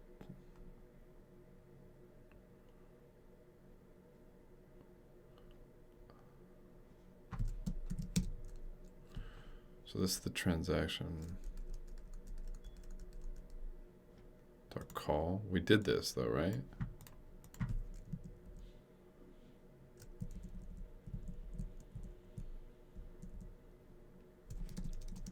So this sends it.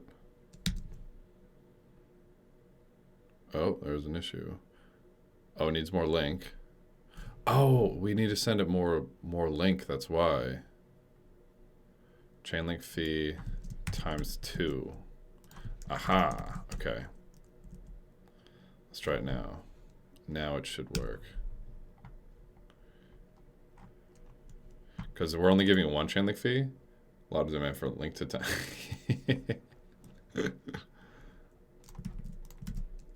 Aha, okay, now it works. Okay, cool. So let's just do like times fucking 3. Who cares? Okay, cool. Boom. This right here is like not great software engineering, but we're gonna stick with it for now. What's better is you probably can do like a map filter reduce or some shit, but whatever. Here we go.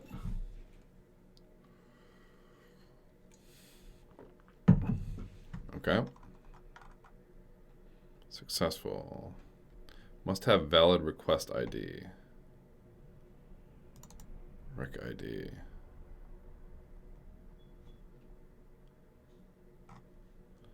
It's not a valid request ID? Rec ID is not defined. Well, it's because you're freaking out. Let's do assert true is false.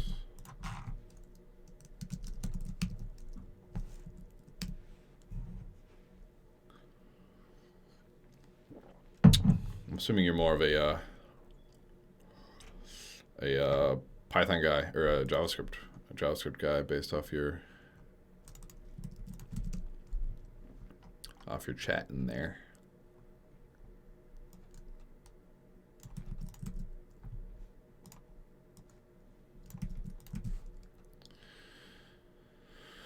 So this should error. Must have valid request ID. Is valid request. Require commits. Okay. So it doesn't quite work. So this is not the same request ID as this. Fuck. Nope. I was Python. Oh, fuck yeah. Started JavaScript getting, yeah, me too, actually.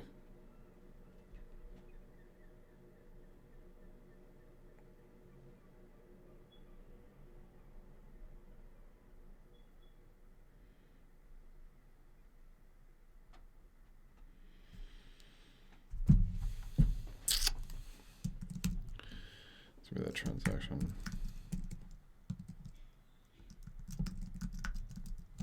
And then we're still just getting blank for this.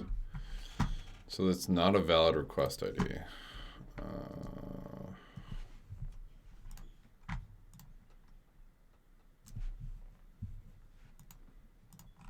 What's our boy Thomas do?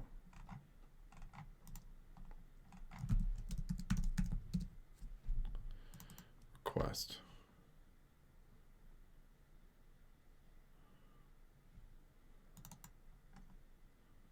Const tx. He actually gets the request ID from doing some weird shit, actually.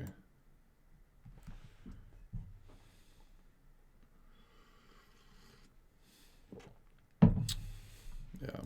So when we just did it, right? Like it's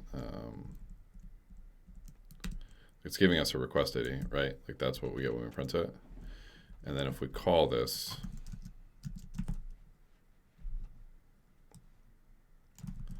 should be link. It'll be a different one. It'll be the same one, actually. Yeah, it'll be the same one. So the thought was, okay, it's going to be the same one. Is there a voice thing in Twitch? No, but let's do this. Are you on the Discord?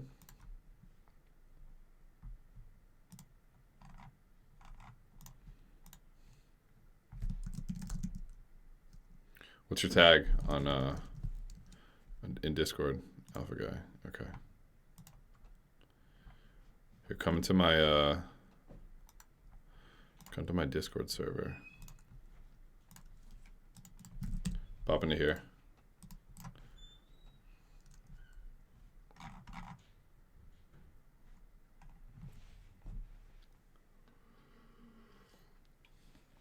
And then we can chat real time.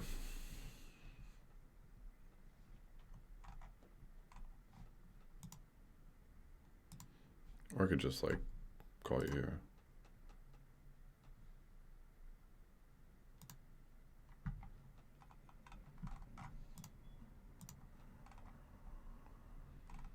Can you hear me? Yo, yo. I can. Can you hear me? Yeah. All right, nice. Let me just show my screen. Can you see my screen in Discord?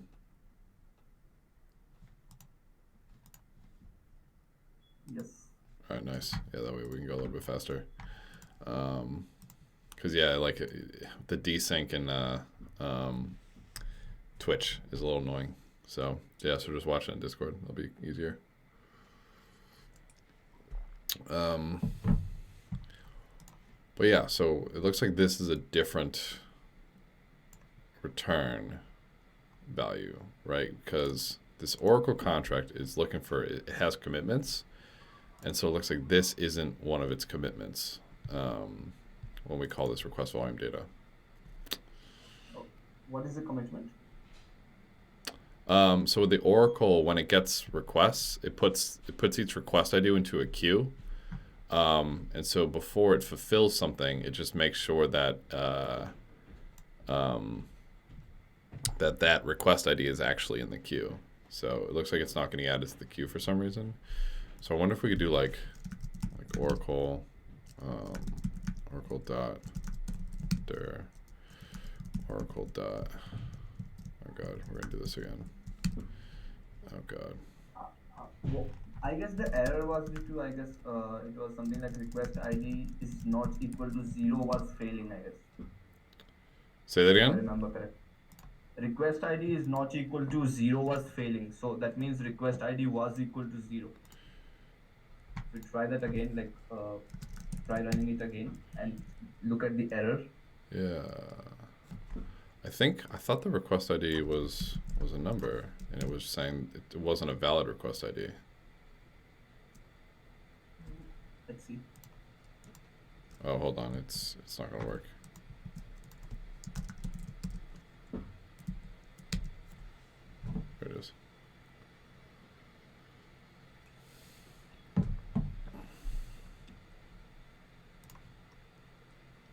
So true is false.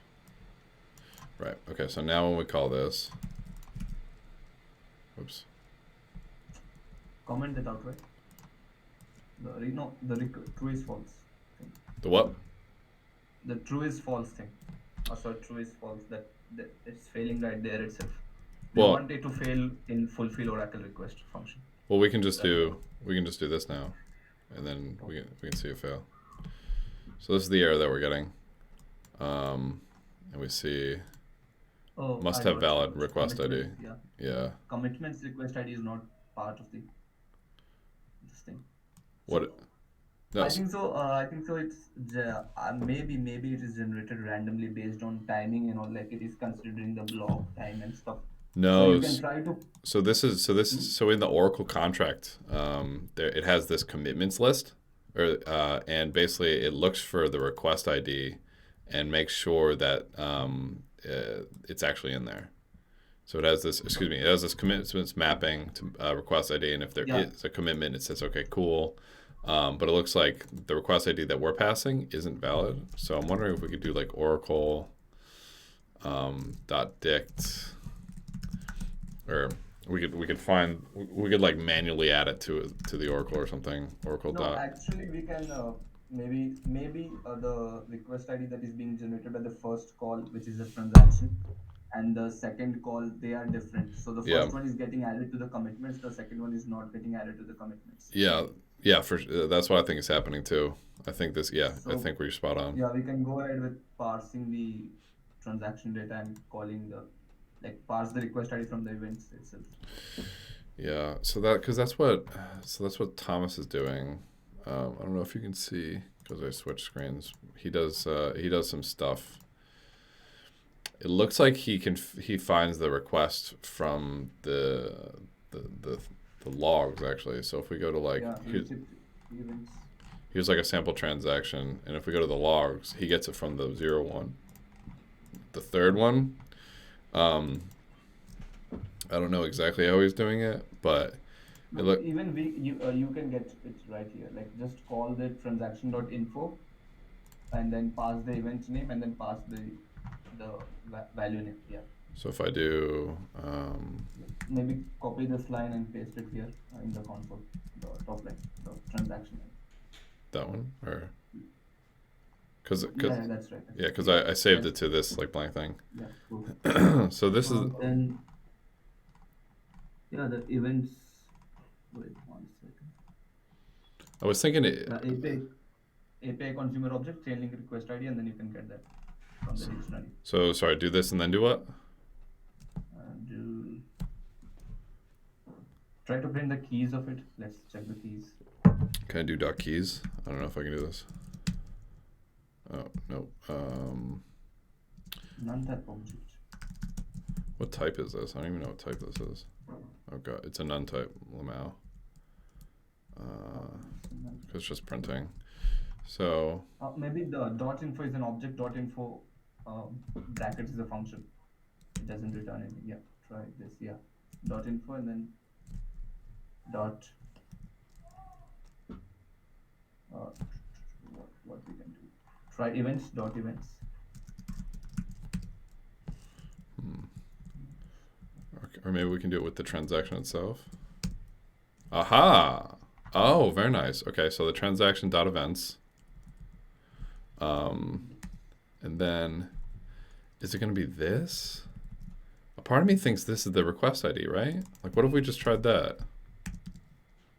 Like in JavaScript, I do that only. Like I get the receipt dot events dot return values dot return the name of the return.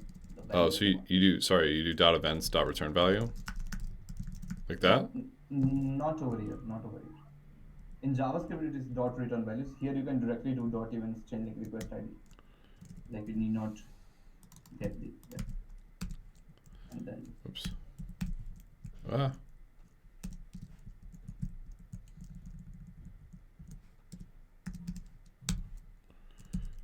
And then we just do ID.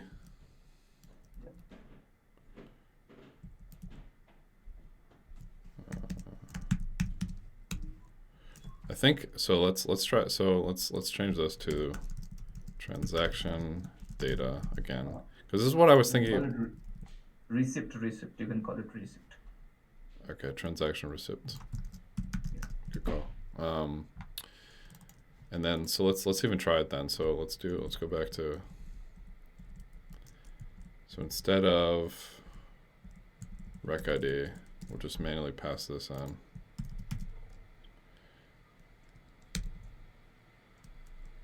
Params do not match request ID. Oh, okay. So then, so it looks like that's right. So then this is the request ID. Oh shit, dude.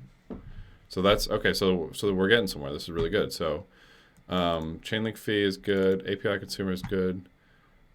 Equals params hash.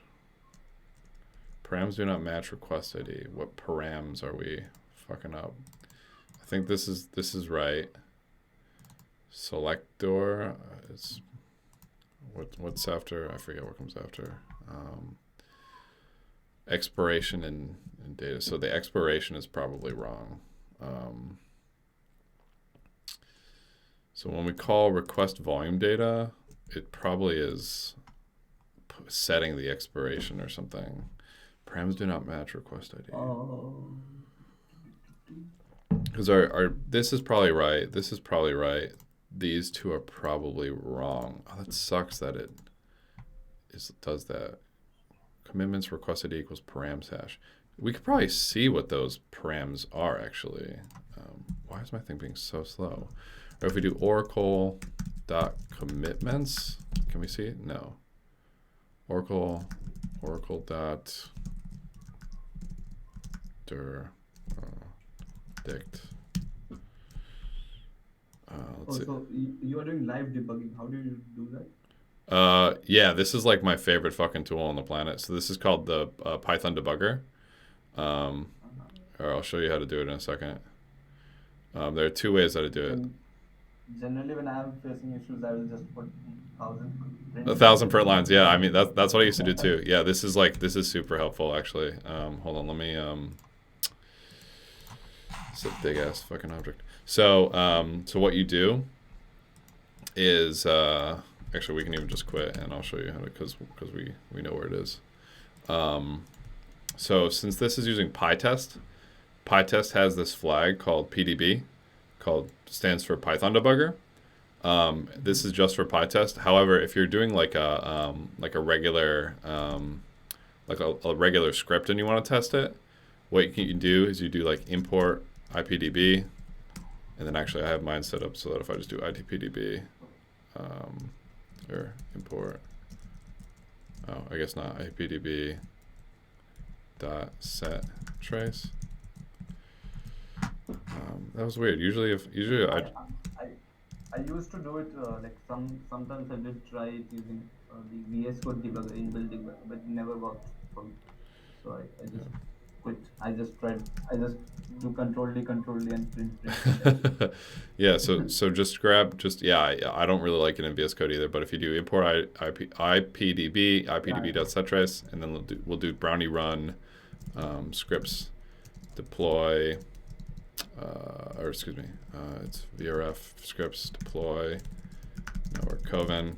It'll step through and then it'll stop right here.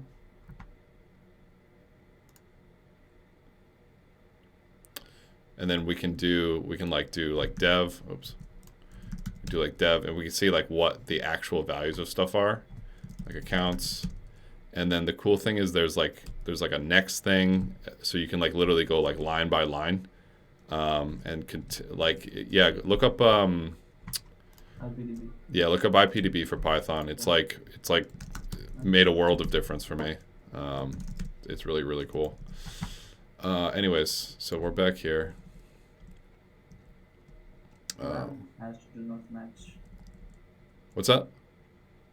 That error was param hash do not match. Something like that. Yeah, the params don't match. So hold on, we want the transaction receipt. We're gonna put shit. I forgot what we did here. It was transaction receipt. Fuck, I forgot what it was.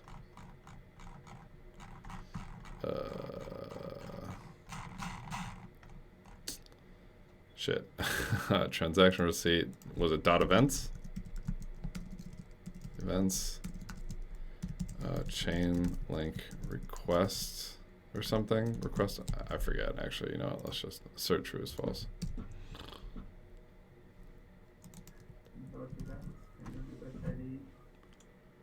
Then ID. Yeah, that's it. Dot events. Chainlink requested. Yeah. Chainlink requested. Yeah. ID. Okay, cool. Let's just double check that this is correct. Yep. Okay, cool. Now the issue that we're having is, let's do quit. And now we'll get rid of assert true as false. Actually, we're going to keep this in here because like Brownie freaks out whenever we just call it natively. So I'm just going to do it like this.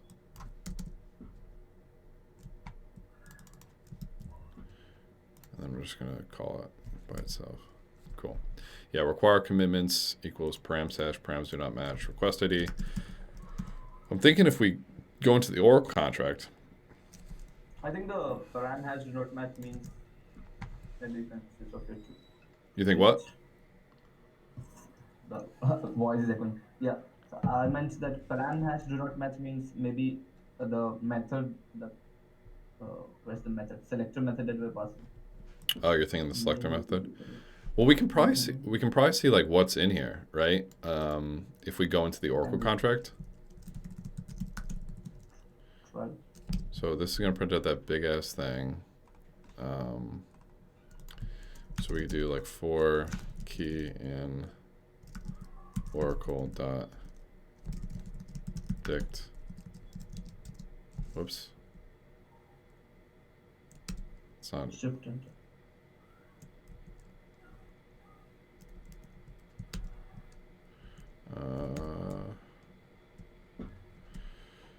Oh, it's because we're in the debugger. That's probably why. Maybe just try oracle dot dict dot keys Oracle dot what? dot dict. Like this? No, the underscore dict. Oh, but that prints out this long ass thing. No, dot keys. Oh, you're right. Yeah. Okay, good call. Expiry time. Set fulfillment. So these are the. Oh, is commitments private?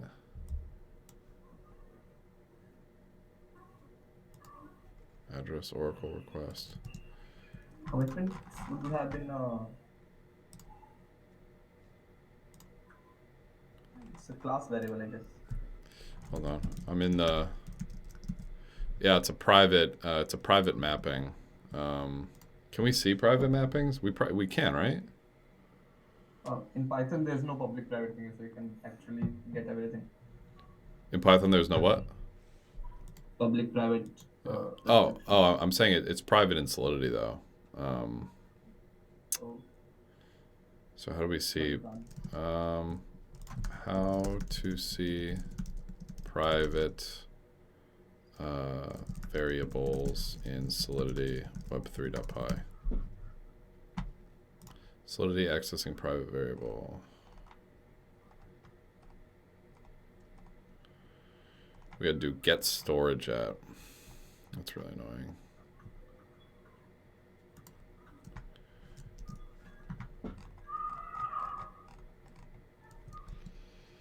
Or we could just deploy like a public, but it's like a workaround.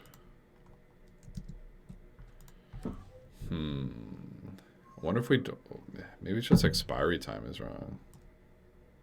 Right, so we do like boom. Oh, whoops.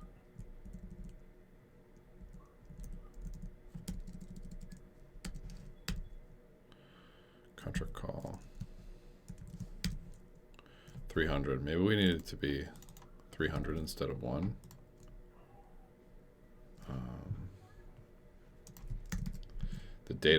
The data probably still needs to be right though. What function is it calling to error?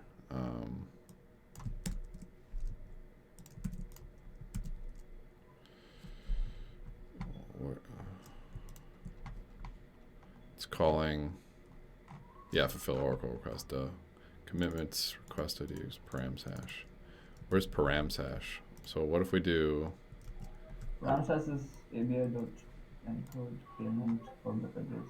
Payment callback address callback function. So one of these is wrong. Payment's probably right. Callback address should be right. API consumer.address. Yeah, that's got to be right.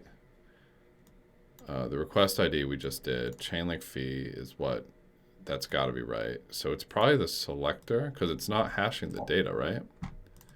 What was the order of the payment callback in here?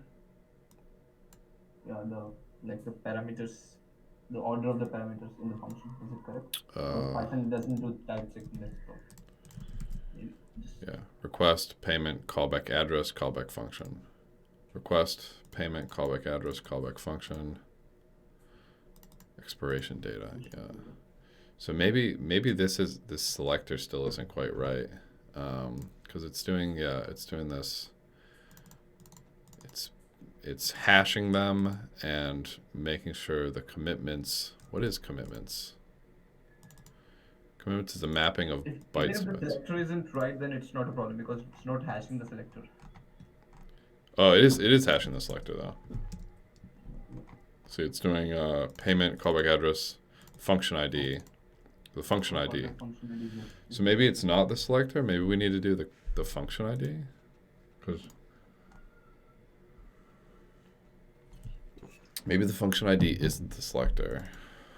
Callback function ID. The callback function ID used for fulfillment. I don't know. Let's find out. By the way, why are you simulating the? I mean, the the response thing. So this is like, if we want to have like the most nitty gritty testing, like this is what we're gonna do. So I'm just looking to get like a Python example of like phenomenal testing basically. So you do the like you don't spin up a node and stuff. You Yeah. push So the request yourself and then you take the Oracle contract and you fulfill the request yourself. yeah.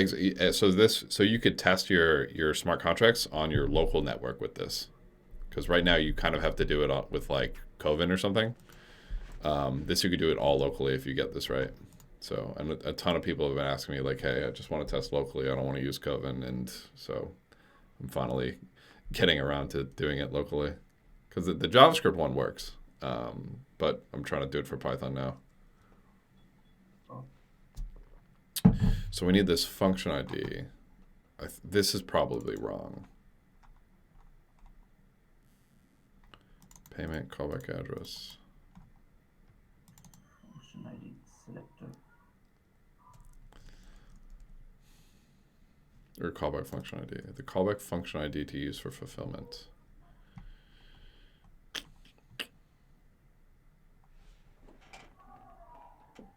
Yeah, I'm gonna have to figure out how to get this video on YouTube, because we've had some good conversations here.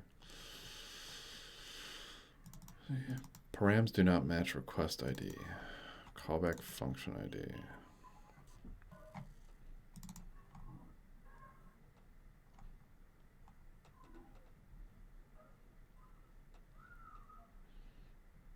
Or maybe the expiration is wrong. Maybe it overrides. Because what did we do to find the expiration? We did oracle.dict expiry time. Expiry time equals 5 minutes. Oracle request. Now.add expiry time. Never mind. And then it does this. Payment callback address. Is this a... Yeah, I want to see where the here let's see. Embedded and code pack sender nodes. Yeah, so it's gotta be callback functionality. I mean that's gotta be what we're One getting. second, can you just show me that how they're generating the request ID? Where? This one. One second, let me see. Scroll up a bit. I want to see how the request ID is generated. Yeah, right there.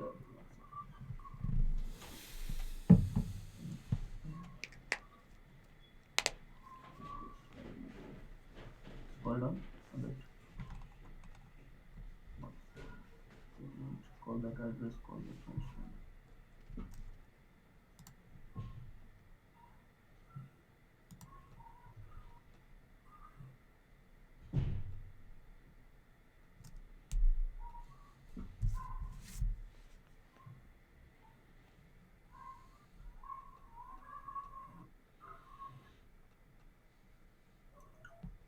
Expiry time is correct, right?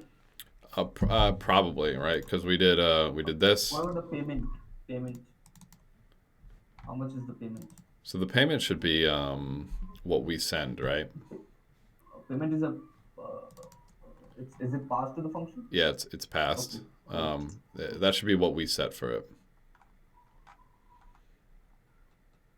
Payment is correct. Expiry ID is correct because we are like. Yeah, I mean if we we're want grabbing it. if we want it to be super hardcore, we could like I feel like we probably should be super hardcore, right? We should do this like read private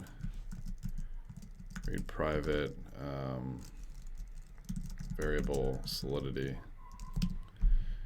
How do I see value? Yeah. We gotta do this get storage at. I feel like we probably could take the device slot one. Or maybe since it is for local testing, we can make it public and the expiry time. Yeah, so right. So we could go in here and we could just say, you know, we have like commitments at the top. That probably would be faster. We could just do public commitments. I mean, we probably should learn how to do it, but then maybe we'll just do this. Ready? Quit. Clear. I meant making the expiries and public. Oh, it's already public. Yeah. Okay, we can, for testing, we can make commitments as well as public, like as of now. Yeah. Maybe we can do it without. Yeah. It would be the more badass way, and it would probably also help us, you know, in the future with other stuff. But yeah, we'll try it for now. So true is false. Now we can do Oracle dot dict.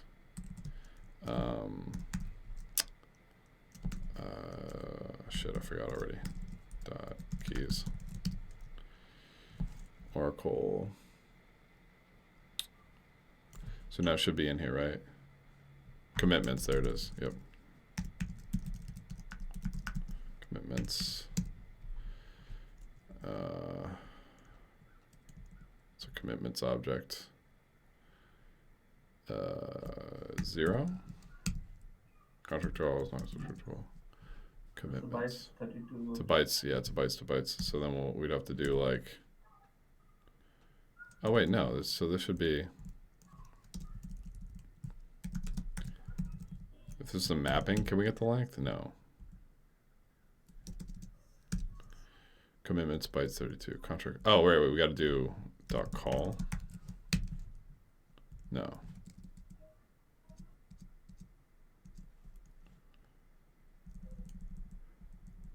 Or wait, can we just do oracle.commitments?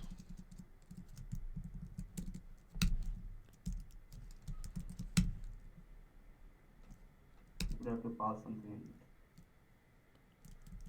commitments and the request ID. Aha, right, you're right. Okay. Yes. So if we're down here, we got we should probably just call this request. Oh, wait. Oh, request ID. We'll do this actually. Boom. Have it over there. Yeah, and then we'll go like this in the future. So then we'll do this. Okay. There we go. Okay, so this is the commitment that is in there. What is the commitment that we are fucking with? It's gonna be.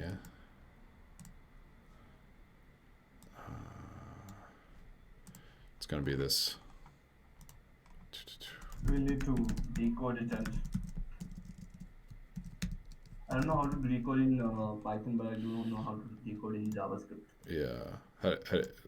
Is there like a cache or like an ABI to encode packed in JavaScript? Yeah, it's there in Web3. How do you do it in JavaScript? 1 second.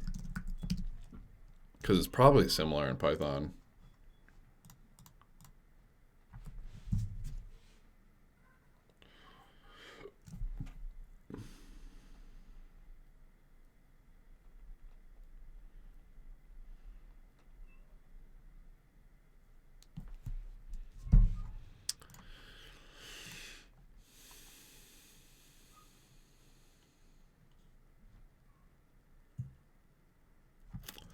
Yeah, it looks like we're like hella close. This is like pretty sick. And then like nobody has to go through this shit in the future because we did it all for them. So I'll even do, I should probably, while you're doing that, I gotta do this.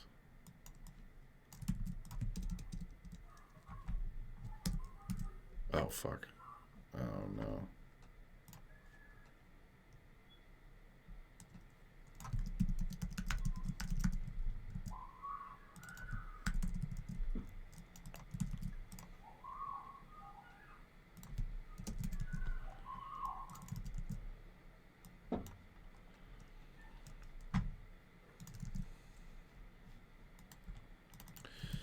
So this is the commitments of that.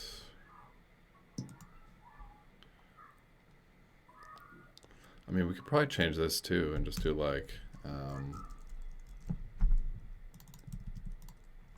Try emitting the event, like emitting an event. well, I was thinking we could, yeah, we could emit an event, or we could just do like, so we do like public. I mean, this is You can set it as a norm. Yeah. this is kind of the cheesy way though, right? Params hash. This should be a console.log in Solidity. This would be what? Console.log in Solidity. Basically, this is like the lazy humans, yeah.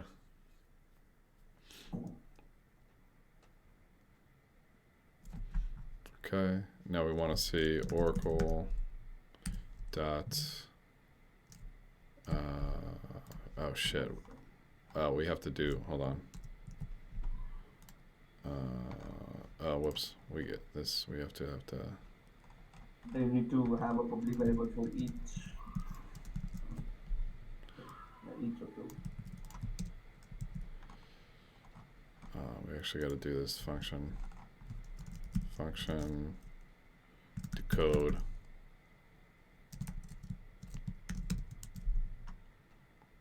Oh yeah, that's a pain in the ass.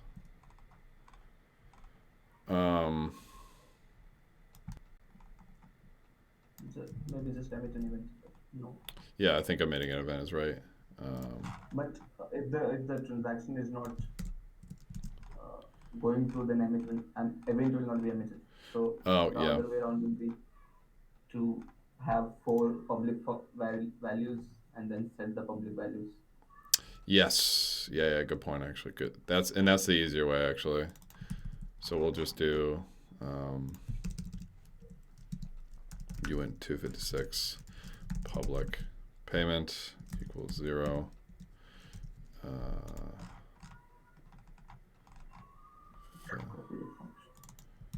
Yeah. Copy the entire thing. Or wait, just these ones.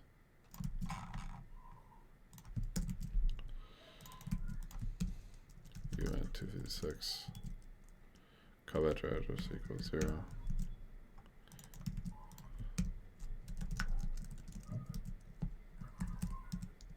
Oh no, because these won't get updated either. If it reverts.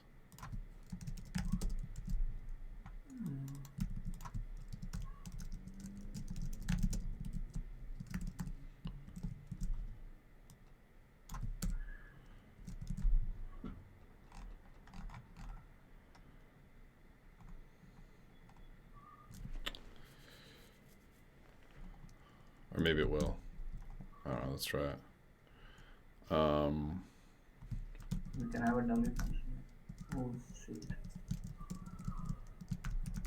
Oh shit. What happened? No, I had a leverage position. You had what? Leverage position. Short position. Oh.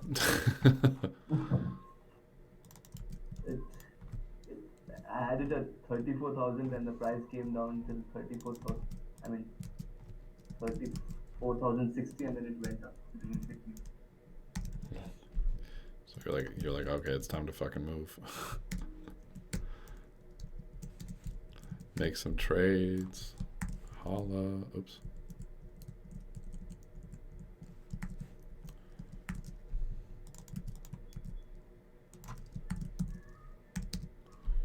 And then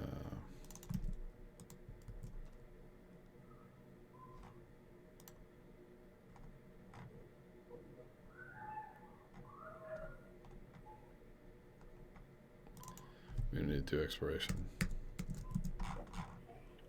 Why are we doing this, by the way?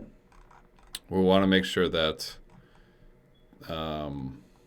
these public ones that we're sending are equal to the ones that it's expecting. So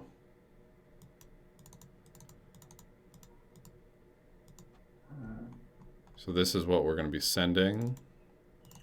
right? Hold on, because this is Oracle request. This is what we're sending. Oh, okay, cool, cool. Got you, got you. Yeah, and then we're just I gonna. thought that you are adding these 3 lines in the other function, then that will not make sense. Yep. So let's do this. Oh shit! Wait.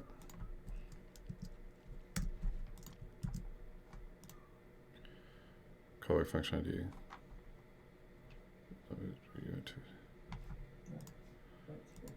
Callback function It's ID. only four bytes. Why is it only 4? Yeah.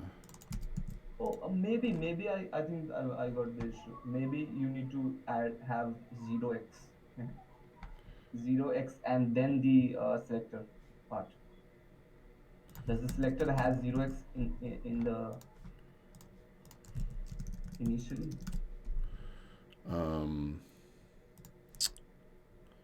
I think we can look. Let's find out. Oh shit.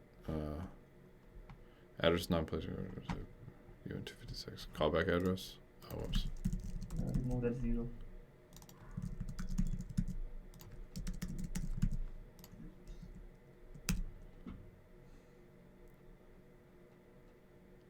I think that's the issue. 0x. Many times I had that issue. What is this?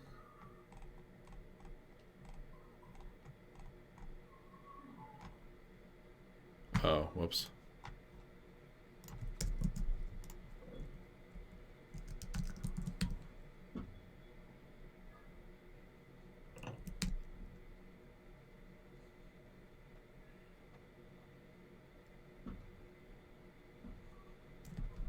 Okay, here we go.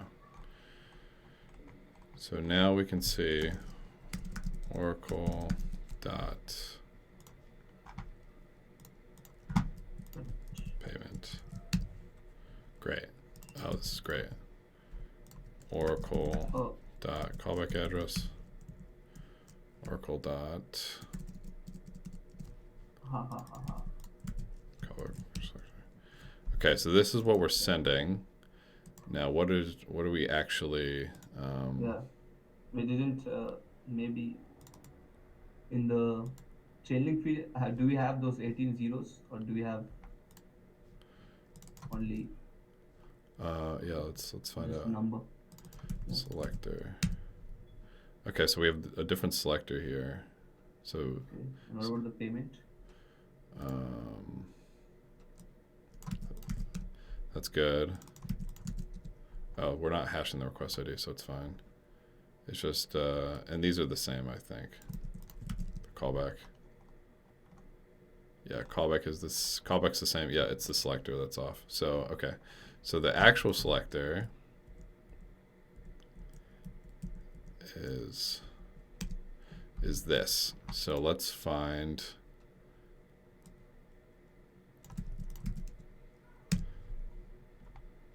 Oh my god, we're fucking. It's this. Oh my god. All right, let's try again. Yeah, this time should work.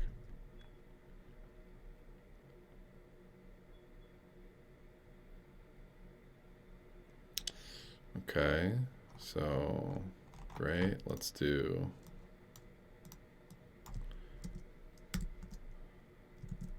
Oh, whoops. Yeah, fulfill makes sense because we pass the fulfill function to the request.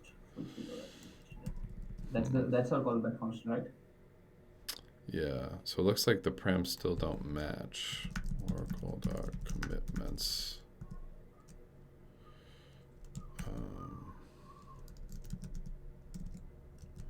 Okay. So that's. What is our request ID?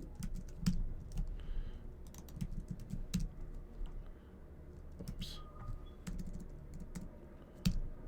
So request ID. Do not match param hash. They should though, right? Because we just did. Hold on. Oracle.this call function ID, and then we have selector. Oh, is it because this is a string instead of an address? Fulfill Oracle. No, that is fine. That's not an issue. Byte.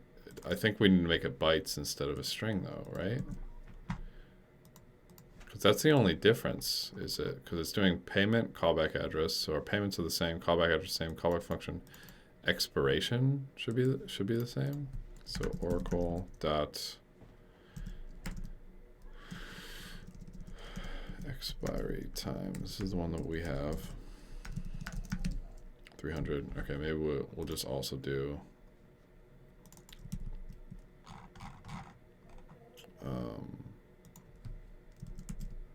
You already have 256. There it is. Yeah, but maybe it's but maybe they're so okay, Oracle dot expiry. Hold on. Is it block.time plus expiry time? Yeah. Maybe check it in the right where we are setting it. Yeah, so let's do, I think you're right. Public XP time. So then let's do,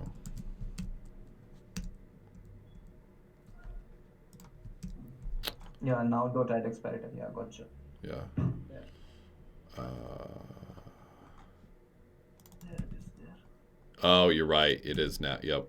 So equals expiration equals. You need to do. Yeah, it's got to be. Yep. Web3.now.add expiry time. Yep. So expiry time is going to be.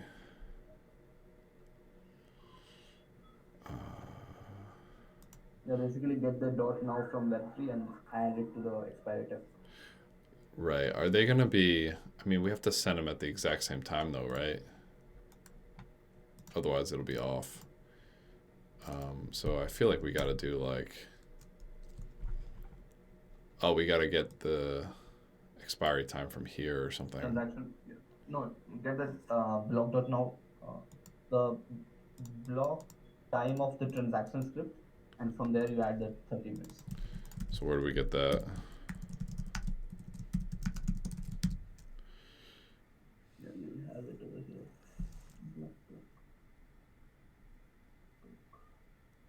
Block. Is it the block number?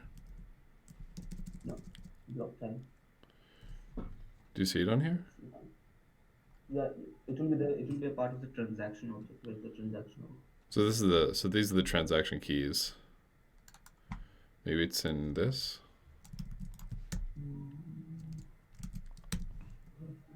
No. Okay.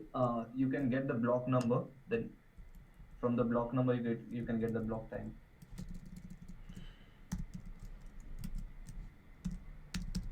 You will have to create a object.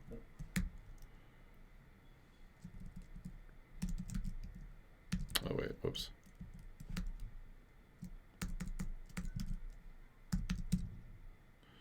Six. What the? Yeah. Oh, right, because it's a new. And then from there you can get the block time. So how do we get the block time? Do we just add plus six? No. Let's see. Like if it is, since it is local Getash, I think so they might be same. But in like in the mainnet, you have to like you can create a block object, and then block object has all this different what is this called values within it, like just like a transaction has block number, block time, and transaction hash and stuff.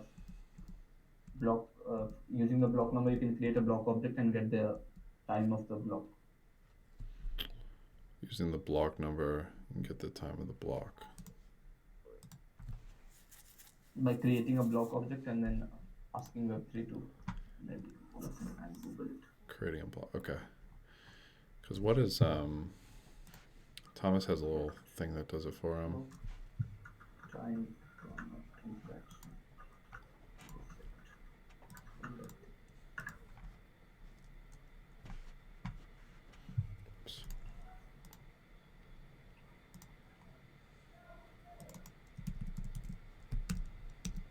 Yeah, web3.eth.get block.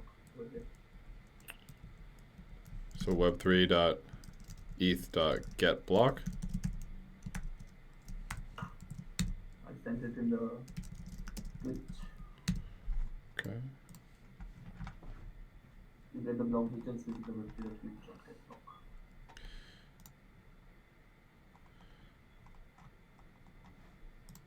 Put web3 dot. Get the block number, and then from the block number you get the timestamp. 3.eth.getBlock. True the block details of function. So get block 6.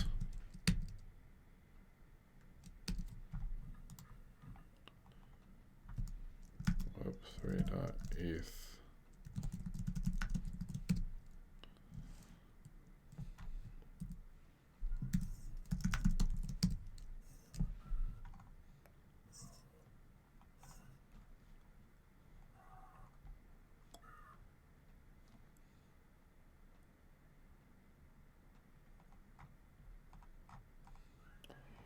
It's because of web3.py.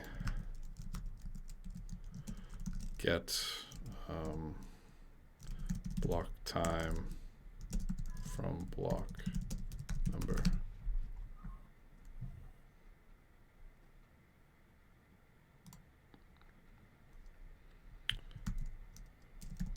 Block number. Get block latest. Oh, it's Pythonified. Oh, maybe not. Web3.eth.getBlock.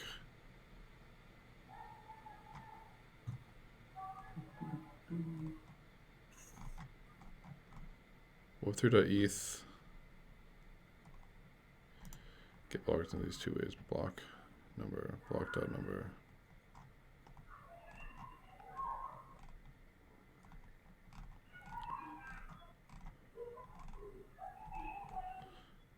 Delegate to ETH block number RPC method.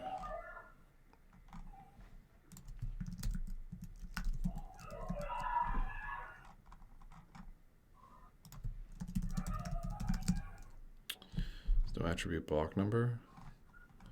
Do I have to do like from web3 import web3 web3.eth.block number? What the fuck?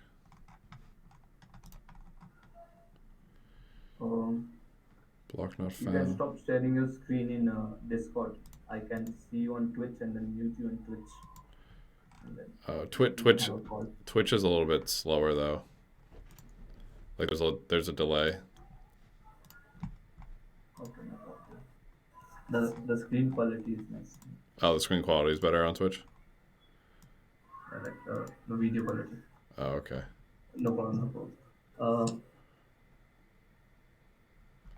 Can you show the docs? I think the 3.5 docs. What's up? Like, is there no function get block? I'm looking here now. Get block. There is.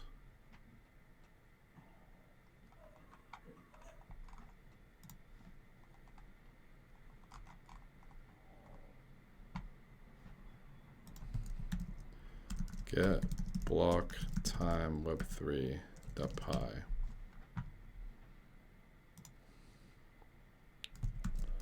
Time.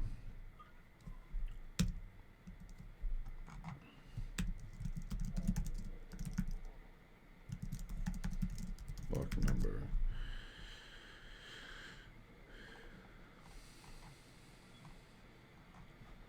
Yeah, web3.eth.get block. Let's see if this works. Late test. There's no attribute get block. That's not true. I think so. You have overridden the Web3 object. Is this What's that? maybe overridden the Web3.eth object? One more time? Maybe you have overridden the Web3.eth object, and that's why there's no parameter get block in that. I'm over it? Overridden. Like you have Oh, I'm overwriting it. you have modified it in some place or something. I see what you're saying.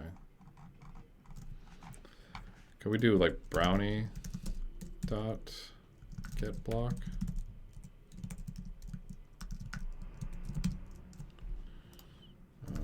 Brownie Python get block.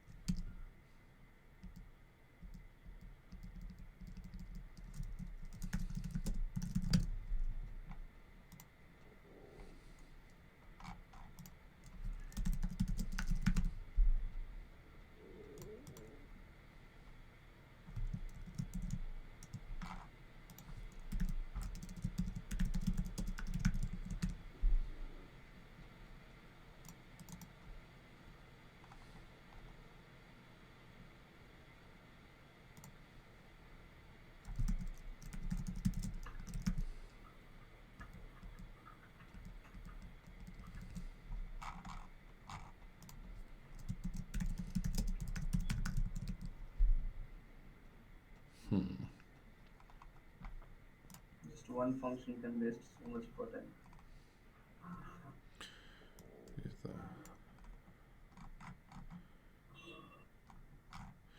Yeah, it looks like this should work.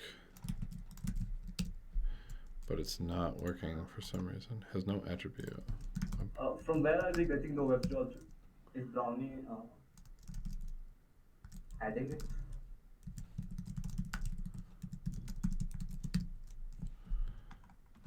Here's what it has. Can you expand it a bit? What's that? Block number. Expand it a bit. Hold on. Wait, it looks like it's right there. Oops. On the block number.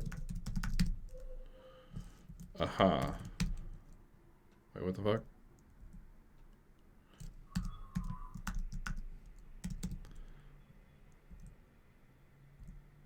The fuck? Block number. Block filter, log filter. This is all that RPC shit.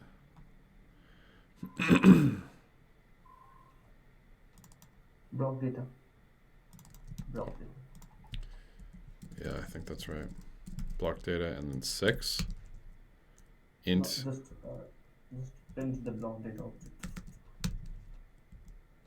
Yeah. Dot num. Oh, what the heck? Yeah, what? No, maybe a dot dot. What is it? What is the type of this object? Not the function. That type of object. It's a class. Yeah, dot it. So, next.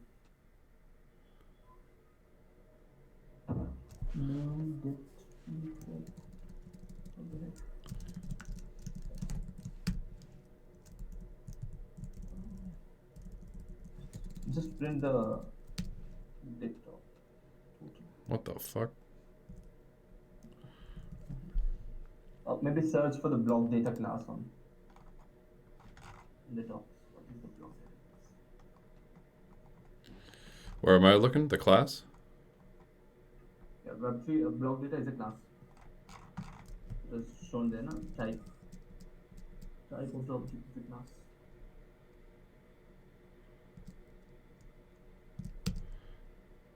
Hey, thanks for the raid. Sorry, we're in the middle of trying to debug this. I only have like a couple minutes and I gotta bounce off, which sucks because this has been a sick session. What am I doing with this block data stuff? Extract the number out of it and then add it to the expiration time and then you're done. Yeah, right. So that's what I know that we're doing, but I'm trying to like, Yeah, why? I mean, the other question is like, why is it so much different than like the docs, right? Why is it like the? It's like, That's what I'm guessing. Like, from where are we getting the Web3 object? yeah,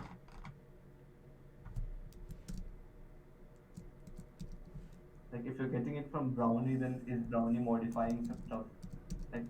Like in truffle as well, if you don't have to initialize the Web3 object. The truffle pushes the Web3 object for you in the script. yeah. It looks like it's coming from my like packages. Brownie, I don't know, fucking web3.eth dot. What was this? What did this give us again? Dict.keys. Dict list tuple count address block number. That's what we did. Maybe this is we need to do like brownie dot web3.eth. Oh. Dot.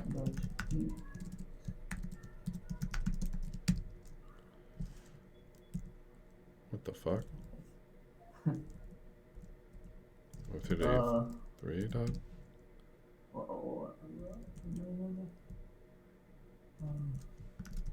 Let me try. Oh, that's super recursive and fun.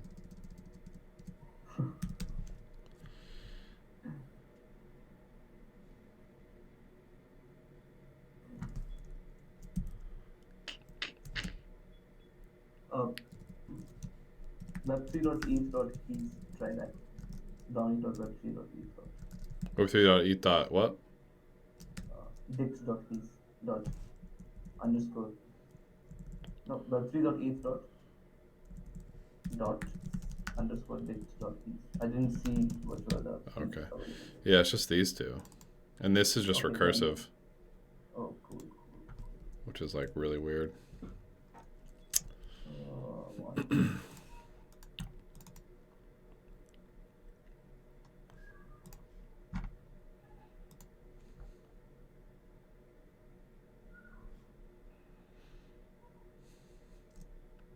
Try this web3.eth.receipt.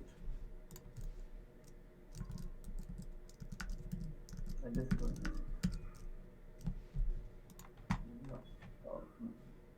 Web3.eth.keys. You have a receipt.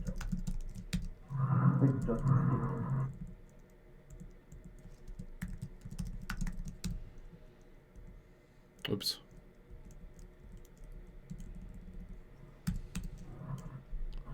This gives me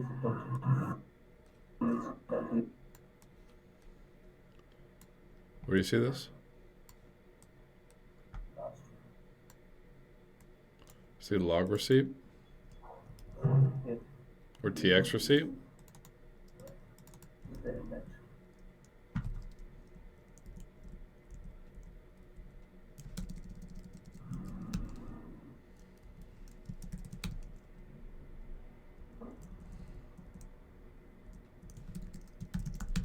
You know what else we could do, actually? You ready for this? We could do oracle dot... Oh, wait, no, we couldn't because... That's what we were doing before. Literally, the first function that they're showing in the docs is like if you search web3.eth API, the first function that they're showing is web3.eth.getBlockLatest. Yeah, what the... When we're trying that itself is not working. Yeah, right, like...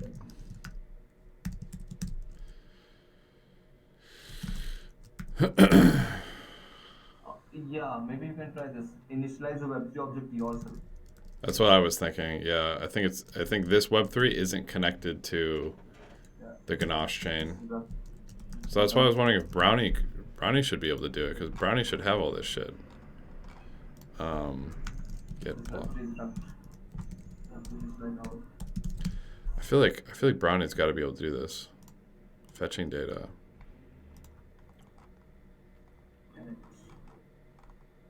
There was nothing in that block data object.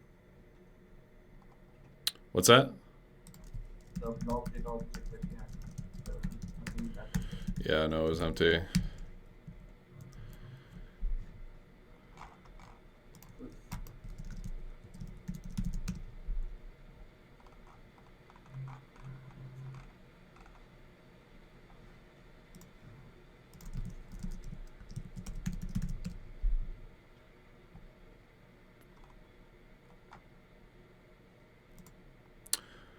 Oh, wait, hold on.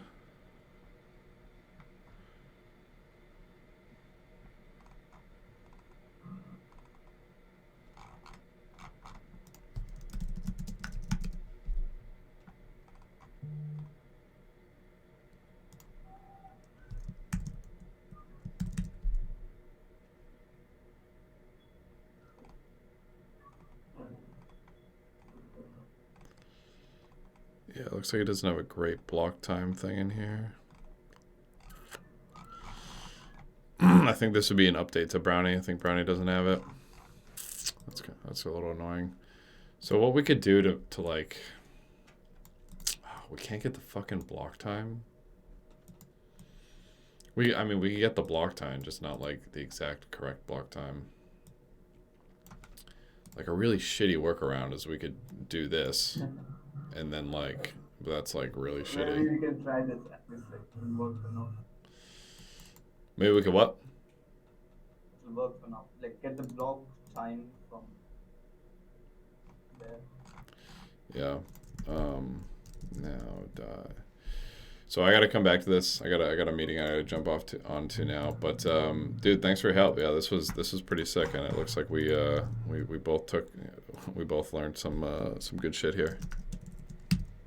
This will help me for testing. Yeah, definitely use the Python debugger. It's sick. If you go to the docs, you can learn like what all the different commands do, and they help out a lot. But yeah, dude, thanks for. As well as like I was thinking, how will I test for the off-to-day contracts? How will I test the Chainlink thing?